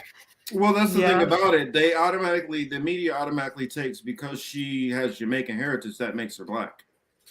Yeah, Her and father speaks for has all black a people, Marcus, didn't you percentage- know? But her father has a percentage of black, but that man is mostly Indian. Yeah. So And also experience. Yeah. So it's like if I find out tomorrow that I got 10% Japanese, does that mean I'm Japanese now? Is that how this works? That's why I just I like have to tell Japanese people, cousins, regardless so of I'm what Japanese. fraction you are, we're all one. I mean, because well, and it's just like when people say, well, Obama, he represents like Black America. No, the fuck he doesn't. The black in him comes from outside of the U.S., so he doesn't have that same, descendant of slavery kind of background to even pull from. Also, he grew up partially with his Indonesian father outside the country and his white grandparents in Hawaii who were from Kansas. So I don't see how he can. Oh, because he stayed in Chicago for a couple of years now, that gives him credit. That's the same thing which Kamala basically did. Maybe that's, how why they like cynical each the other. media is. Because the media, that's what gives them cred. Because she went to a black university for a couple of years, and because she's a fucking sorority member, that's all the cred she needs. Hey, Marcus. Yeah. I looked it up that her father was of Afro-American descent from his father, and he was not the Indian side. Her mother is the Indian American. Yeah, but what I'm saying is her like grandfather, he's not even full black. He was half black, half Irish. Yeah, half Irish. That's correct. So even her father, at best, had maybe 25% black, Jamaican or American, period. About 25%. So that boils down to like 10% in her. I was just trying to clarify that for because but her grandmother, even on her dad's side, was Indian. They flew weekly, by the way. I think was it weekly when she was a kid to go to India. Mm-hmm. I don't know people that experience. And they have both sides of the family, her mom and dad's family in India. So yeah, let's just throw all that out because Jamaica just She would makes you really black, just be right? the first Indian on the court, which would be actually pretty amazing in and of itself when you think about it. Yeah, but the thing is, since you don't have a large Indian voting bloc, you're going to play towards the voting bloc, which is bigger. Yeah, that's the sad thing. Yeah, that when you play, All you have to do is identity look at Bernie's politics. campaign to see that they really did not give a fuck. Like the whole handling of the Kashmir situation, all that shit, it was just gross. Rokana, the terms I've heard Rokana called by Indian friends is shit that I cannot repeat on air. Rokana's how bad he Dollar is. Tree Ray Romano. I ain't gonna lie to you. He looks like Ray Romano, and I would rather vote for Ray Romano than Rokana's ass. That game It show. reminds me of a used car salesman that thinks he's good. Yeah, Rokana, he was really. He was quick told he to- was good, and Rokana is a Silicon go Valley after bitch. Pelosi. That's all he Like is. for- Yeah. Rokana is a Silicon Valley bitch. That's all he is. He used to Pretty follow much. me on Yeah, Twitter, by I'm- the way. Just He follow followed the me money. even after I unfollowed him. That's kind of a win for me, I think. He's like I mean, it Mitt shows he Romney obviously with a doesn't read can. your work. Well, it's Well, I kind of told like him. I told him on Twitter that he was caping for Pelosi, and that was a bad move. And then he was like, "Oh no, I'm just doing this." And then he, I unfollowed him, and then he unfollowed me eventually too. So it just took a while. Well, Steve, the reason why I care is because they try to use the "I'm black" card. For me, that stop, because you're not. Fucking, you are terrible, but let's be honest about who the fuck you really are and stop trying to use fucking black card. I had to How about no explain card? tokenization to a friend the other day because I just wanted to explain to them, like, they're always like, well, you see these people and they're in positions of power. And I'm like, those people are so stripped away from the experience of someone on the ground for the communities that they claim to represent that it's fucking nuts. Mm-hmm. That's just a hot take on it. Yeah. I see Ed is out there. Ed, you owe a lot of apologies to a lot of people, and when you do that, then me and you can actually talk. Yeah, but you can't go around doing the shit you've been doing and just everybody acts like it didn't happen. Exactly, Steve. But imagine if it would be a different universe or whatever. But if a president said, "I'm going to pick a white dude for the Supreme Court. I'm picking a white man." Before seeing any of the candidates, they're like, "I'm picking a white man. He's going to be very elder. He's going to be old. But, just know that that's who I'm picking." That would be fucking weird. I don't. Yeah, but I don't feel like it's quite the same thing when you. It's not the same, but in an alternate universe, it would be seen badly. Well, if it was, you're saying like if it was reversed and it was like a country that was like maybe about 65% black and 22% white, or 14. Or the Bill Hicks. No, 13% white. Yeah. What was the Bill Hicks skit about? Just if they drop food, why couldn't they just drop food, or other sort of things? And all the wars. Food, not bombs. And he also hated marketing. He was ahead of his time. Yeah. I love his marketing rant. Life is a ride. Yeah. It's kind of weird for me to say because I don't know. I feel like complexed in the whole marketing thing because disclaimer: when I was younger, that's what I wanted to go to college to do. So everybody shit on me. Throw your tomatoes. But I wanted to go and make. I don't have any good Edward Bernays' like slams. So someone else. I have that on my computer. No, but I was only going to make commercials for good, well-intentioned companies. Yeah. Then you found out that they're all bad. Ones that we see all the time. No, the ones that say they're the best, they're the worst, man. The ones that have the smiling things in the front, those are they're the demons, man. Oh, it wasn't that I grew some moral conscience. It was just like when I was in college in my, what would have been, my 20s or mid-20s or whatever, I was like, fuck all this math. This is too much damn math. Well, I agree with that. And so, because I was going business administration at the time, and I was like, I'm done with all this. And so I switched over to secondary education, history, and political science. Ew. They wouldn't let me into history because I called out their bullshit. I called it out too. Oh, Steve is on point. Wow. I didn't know that. So I haven't seen Kamali ever since Young Morpheus took. Is he okay? Took him He's on probably for the arguing. show. I mean, there's a paperback somewhere that's getting a mean argument that's gone on for an hour and a half. I mean, I felt like I was trying to be nice, but I thought you were polite as fuck, dude. Mark, I couldn't be that. Did you just say nice? You said nice, right? Nice. Yes, Nah, nice. nice.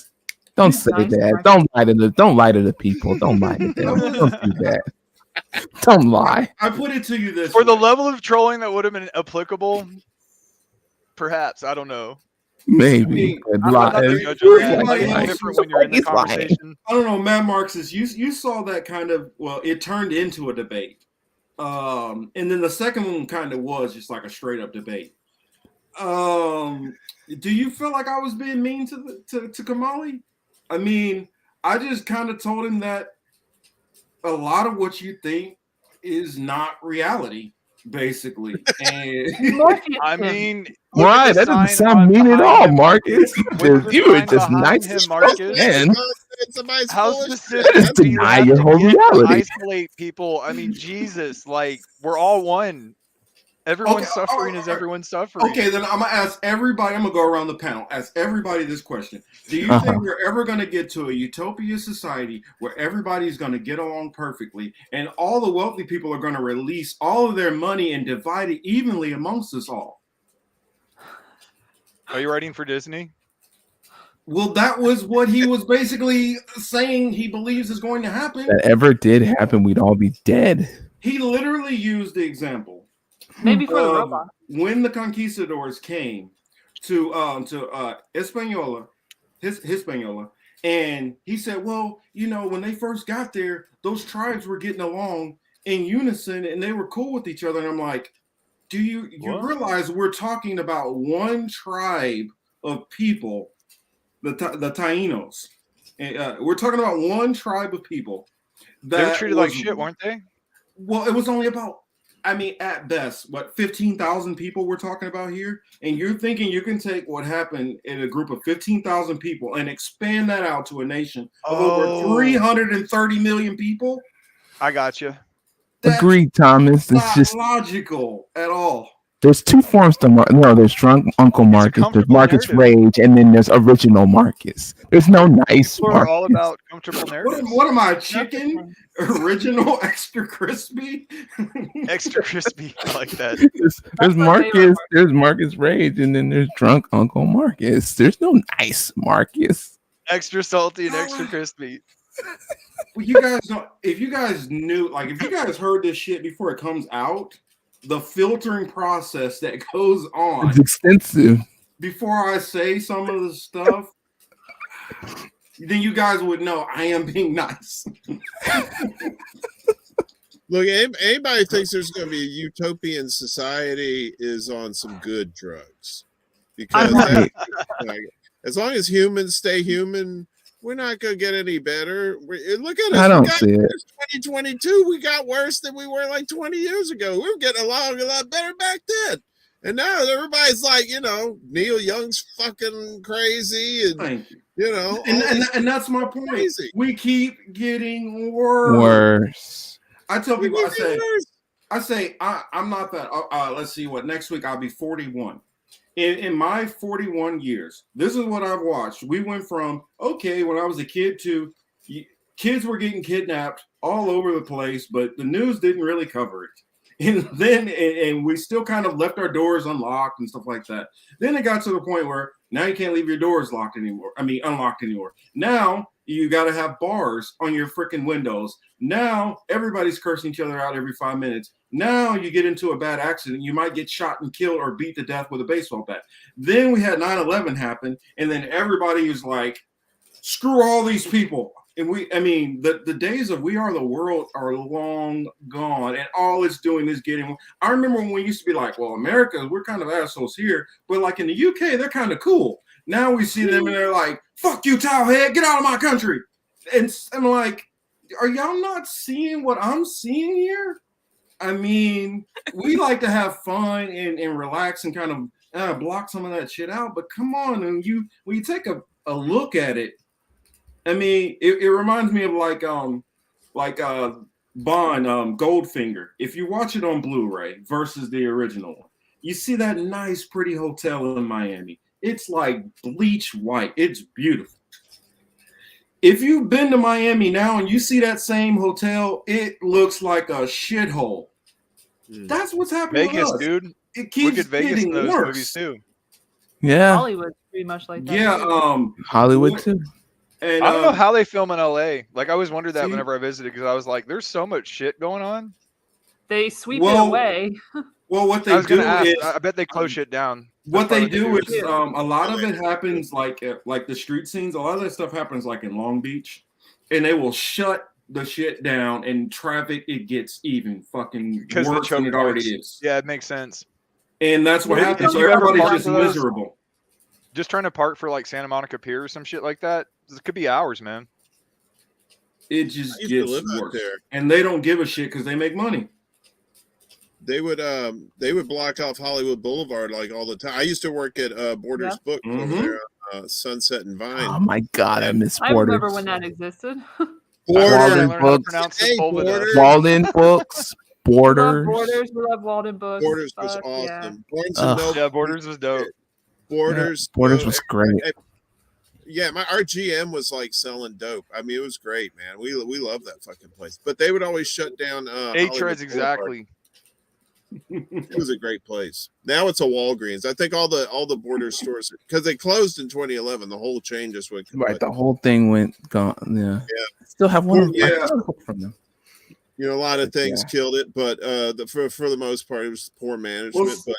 Big and they'll Mobile turn it into literally Walgreens. single-handedly with Radio Shack. Yeah, I wanted to say this real quick. Steve says, if you say it ain't going to get better, it won't. Well, we don't have any power over the direction it's going. I know, like, I'll hear some leftist commentators and they get on and they're like, all right, we're going to have a solutions panel. Let's think about what we're going to do if we ever got control and power. Well, you're not going to get control and power. that's the part. That's the whole point. The game is rigged. I mean, and the sooner we realize what it is, the easier it is to deal with this stuff. But if you like this, that's like somebody still believing like if Bernie would have got in there, things would have gotten better. No. If Santa only had one more reindeer, he could deliver all the packages, Marcus. I'll say this though: if Bernie had gotten in, I think he would have done a few executive orders. I think he could have been worse because the blind spot in his foreign policy, Uncle Warren. Like I legit was terrified because in 2016 I learned about his foreign policy. Yeah, I mean, I'm saying it would have been a little. Domestically, you might have been fine, but it would have been a little bit better than Biden's. But overall, it would have been a world changer at all. You know, he would have had to follow the same. He would have been controlled just like Biden is.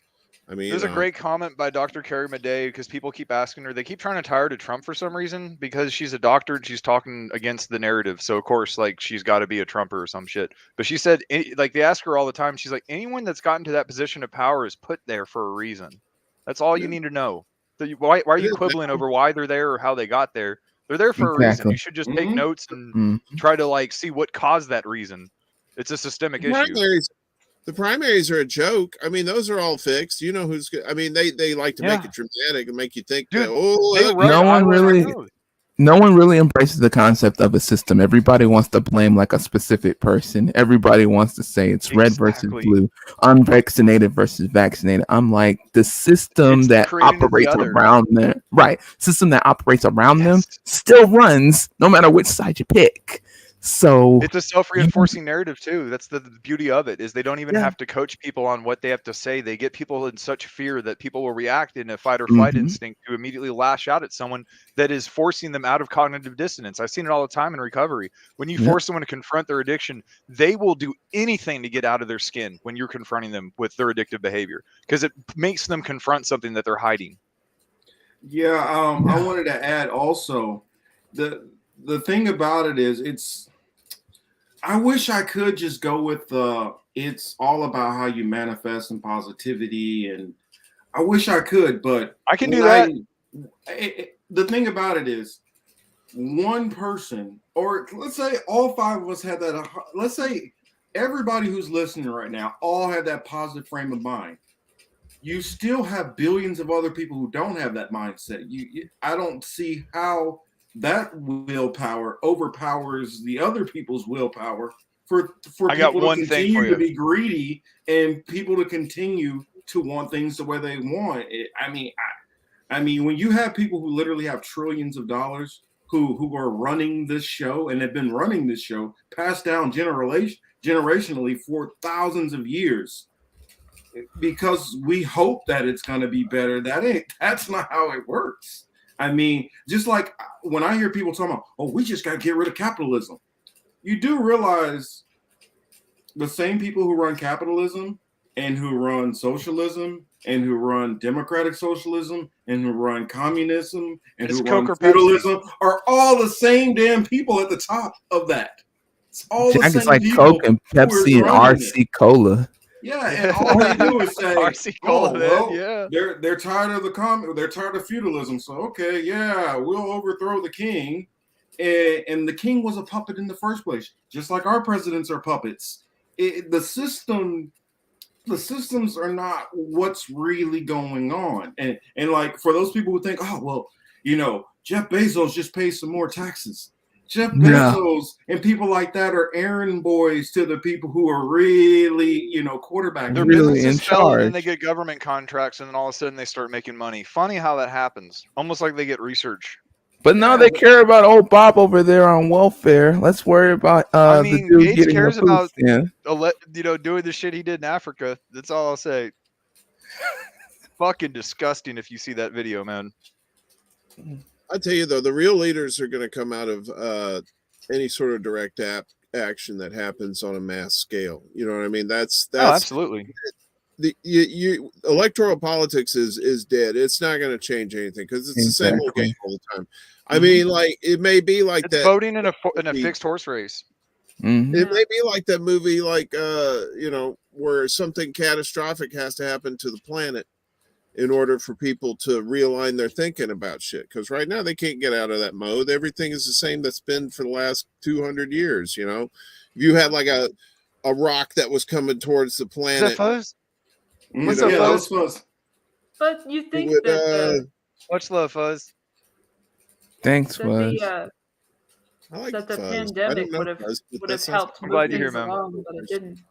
Yeah, Fuzz. Me and Fuzz, we were up late last night. I have a little private class. Well, I'm gonna start doing it eventually on my channel, so I can let other people get in. But we've been doing deep dives into the Book of Revelation, deep dives. So You and I did a brief tour of that when you and I had that conversation that one night. That was fascinating, man. We went over a lot of the history, like a lot of the House of Shem, where the Shemite the term comes from, the House of Shem, and then the Tower of Babel, all this history, and then all the inversion, the Book of Enoch, all this shit, dude, is nuts. Oh, good night there, brother Steve. I mean, I'm glad that Night, you Steve. are being Much love, positive. brother. I mean, that spirit is definitely always needed. So, I much respect love to it. you, brother. We can all be cynical assholes from time to time. I mean, I can own up to that. I put it this way: it can appear that I'm cynical. What it is I consider myself more of a realist. On just I see what I believe. Like for me, the mask is off, and I just see everything for what it is. Now, if we want to go into what I actually believe in biblical prophecy. Call me crazy, call me silly. It doesn't matter, but that's what I personally believe. I'm strongly of my faith. And what I'm seeing manifest in the world is prophecies being fulfilled in detail and clearly. And so for me, if I have a cheat sheet to the test and I'm filling in the answers and they keep being correct, why would I go from that script? That's how I see it. Now, other people can believe, no, this is what's like. As Emmanuel is an atheist, by the way. I don't know if you knew that. That's true. That's correct. Did I not talk about all the stuff that is going on literally right now about how long ago? Year ago? 2 years ago? What? How far do we want to go back? Oh my that I've been God. predicting all of these events were going to happen. You put a list of like everything we were going over within the first year happening in like a 2 to 6 month time period. It would blow your mind. Yeah, if I wrote down a list of all the stuff that's happening literally today, which we were talking about a year and a half ago, I could probably come down with at least 100, 200 events that are going down exactly how I said they were going to go down. It's not because I'm psychic. It's because I understand what that book is saying, which most of these dumbass evangelicals on the right have no clue what the hell it's talking about. Now, see the thing. Okay, go ahead. I was just going to say, I mean, in an apocalyptic frame of mind, keep in mind also too, and this is, I don't know if this is in the Book of Revelation, but this shit has actually happened for real. There's what's called the Doomsday Glacier. Same here, Fuzz. In Antarctica, right? And it's the size of Florida. It's huge.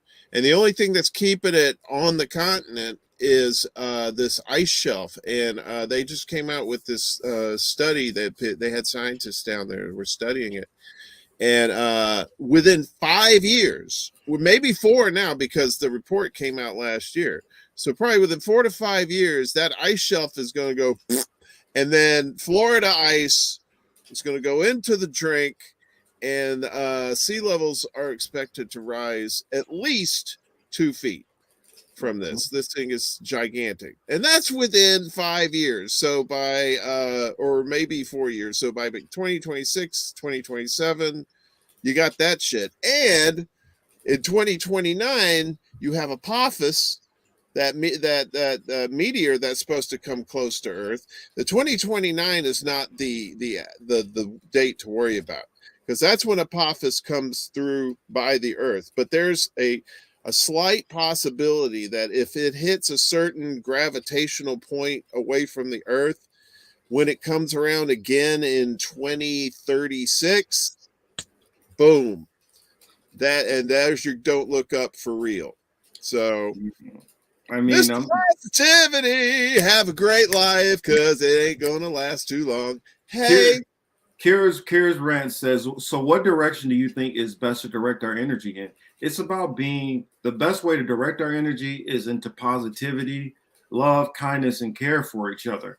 That's the best way to go about it. And through that, I know everybody's not going to go into my beliefs, so I won't even go all the way into that. I'll just say that that's the best way to be. And then when you are dealing with that ultimate judgment or whatever, you'll be rewarded for that positivity. And when the next eon or age happens, then things are going to go a little bit better for you. So I'll just say that. I mean, things got to get worse before they get better. And so I don't believe like Christians believe like this is going to be the end of the earth, and either everybody's going to be burning in inferno with their skin like regrowing back, I guess, and or maybe they have new skin which doesn't burn off; it just slowly burns, and they're going to be burning forever in some pit, and then the rest of us are all going to be in sky mansions. I mean, I've always thought that was nonsense, but Thomas says prophecies are warnings, not inevitable. I disagree with that 100%. The reason why I'll tell you that is because if everybody would have to listen to the prophecy and decide to do something different. Nobody's listening to the prophecies and nobody's doing anything different. That's why they will be fulfilled. That's how that works. Although I will say this, one thing I do think that is a positive in the direction of like hope is that the one thing I do see different, it doesn't matter if like people believe in nothing, people believe in something, but people of all different backgrounds and faiths and beliefs are coming together against a lot of these agenda items. That's a lot of the reason why I believe they won't show the protest worldwide, is because if you go look at those, that is people and political parties all around the world would kill for that kind of like diversity, like in actual people and experience and everything. But you see faces of just all strangers, people all there for one purpose, and the media can't have that because that's actual unity. It's a threat. Mm-hmm. Can't divide and conquer if you have shit like that going on. Well, I gotta address L's comment here. Is that saying that to believe in God is childish? It's a joke. All right, you know me. You know. All right, guys. All right, guys. I'm gonna head out, but it was really good seeing all of you, and it was really cool being on with Jack and Uncle Warren and Glory and Steve. So, thanks, guys. Thank you so much. I appreciate you. Yeah, I see that everybody's still hanging with us, and is El yawning too? Hell yeah. I got to get up out of here too soon. Yeah. I will say this. You can. There's stuff to be positive about. There really is. Right. I think there's positive things. You can affect the people around you, right? All you got to do is just that's all you can do anyway, right? Yeah. So you just think to yourself, what can I do to help people around me that need the help? Or maybe if people just need comfort, or if they need to be boosted up, that sort of thing. You can do all that stuff, and it doesn't take much energy at all to do that. So you can have the positivity in the people around you and know that you have the power to help them be better people, and maybe them do that for you in turn. The more you know. Just treat each other. Do that, the NBC thing. Yeah, I figure mostly everybody got a dip. I understand. I got one more thing that I'm probably gonna run through. All right, real Drunko quick. Marcus. Whoever wants to hang, for a little bit longer. I got I'll probably show 5 minutes of it. You gonna show strippers? Drunk uncle's always hooking up with the stripping. We already showed the strippers for the night. Did we ever get to the truckers? We had the church strippers. I mean, it doesn't get any better than church strippers now. What the truck? All right, I gotta get going, but I hope it goes great, Marcus. All right. Yeah, for the Lord. All right, I figure this last one will be probably more for those who I gotta head to you guys. Have a good night, already, brother. Yeah. Bye, Jake. Good night, y'all. Love you. All right, love y'all all. I'm gonna show this last clip for everybody who will catch this probably in the recast. Let me see, where is it at? Find this real quick. I'm almost to it. What the heck did I do with that clip? Hold on a second. If I can find the clip, I put it in the thumbnail, but I don't see it right now. Let's see. Yeah, I don't see it right now, so I guess I will I'll let it go. I'll probably bring it up for next week's show. And won't keep everybody any longer. Let everybody go get some rest. I know those who are listening on the East Coast, it's super late for them, and those who are listening beyond is even later or maybe earlier, depending on their perspective. So with that note, I guess we will sign off for tonight. This has been the Political Matrix. I'm so glad for everybody who joined tonight. Slow News Day. Slow News Day's Steve Poikonen, Glory Jones. We had Uncle Warren in the building. Had Jack Sith in the building. To my crew also, Emmanuel, thank you for braving it out and hanging out most of the night. L, thank you for hanging on to the end. Thomas, Wardeer, Kelly, Charlie Brown's Rebellion, Signs. Love you all. Who else am I missing? SD, Jack, we love you. Choosy, Shadow Band. Here Goes, Misha, Wesley, everybody who was here. Thomas, Oklahoma, Kira. I know I'm missing some people. Atres, yes, Signs, Fuzz. Thank you for being here. SD. Steve, yeah, Lucky Burrito, thank you. War Deer Entertainment. War Deer, definitely. I mentioned Shadow Band, yeah. Who else am I missing out there? Choosing Heretics. Here goes. I'm trying to scroll up through and see if I don't miss Kelly, anybody. yay. Uma, thank you for being here also. Even DJ L. Oh, and Ali Alexandra. Thank you for swinging by and showing us some love. Mad Marxist. That's who I was trying to remember that I know I missed. Who else? It's probably some of our people who were here a little bit earlier who might have had to dip out. Here goes. I'm not sure if I said you or not. I did. Okay. But I just want to make sure I show love to everybody, that I appreciate you all for coming and join us. Franco. I know Franco came through a little bit earlier. Yeah, Franco. Much love and appreciation to everybody. Wesley. And I guess that's all I see. Oh, Mariana. And Mona. Mona. Peace Dove. Well, we had a lot of friends hop in on this kind of monster stream. Shout out to the truckers, Ottawa. Yes. We love you. And we from the Political Matrix, we definitely support you 100% for what you're doing. Hopefully more truckers join and your fight only gets stronger. Hold the line.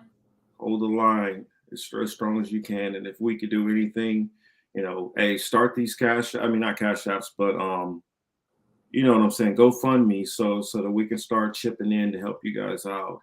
Shout out to Mr. Wilson and hoping for Yes, definitely free Mr. Wilson.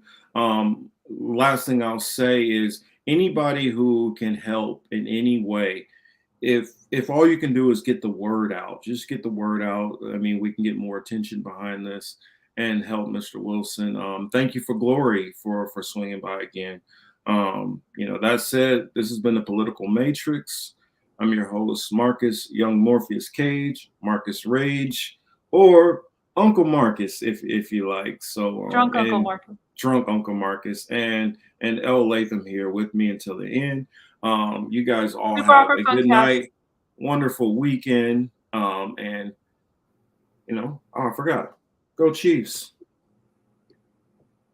All right. Good night, everybody.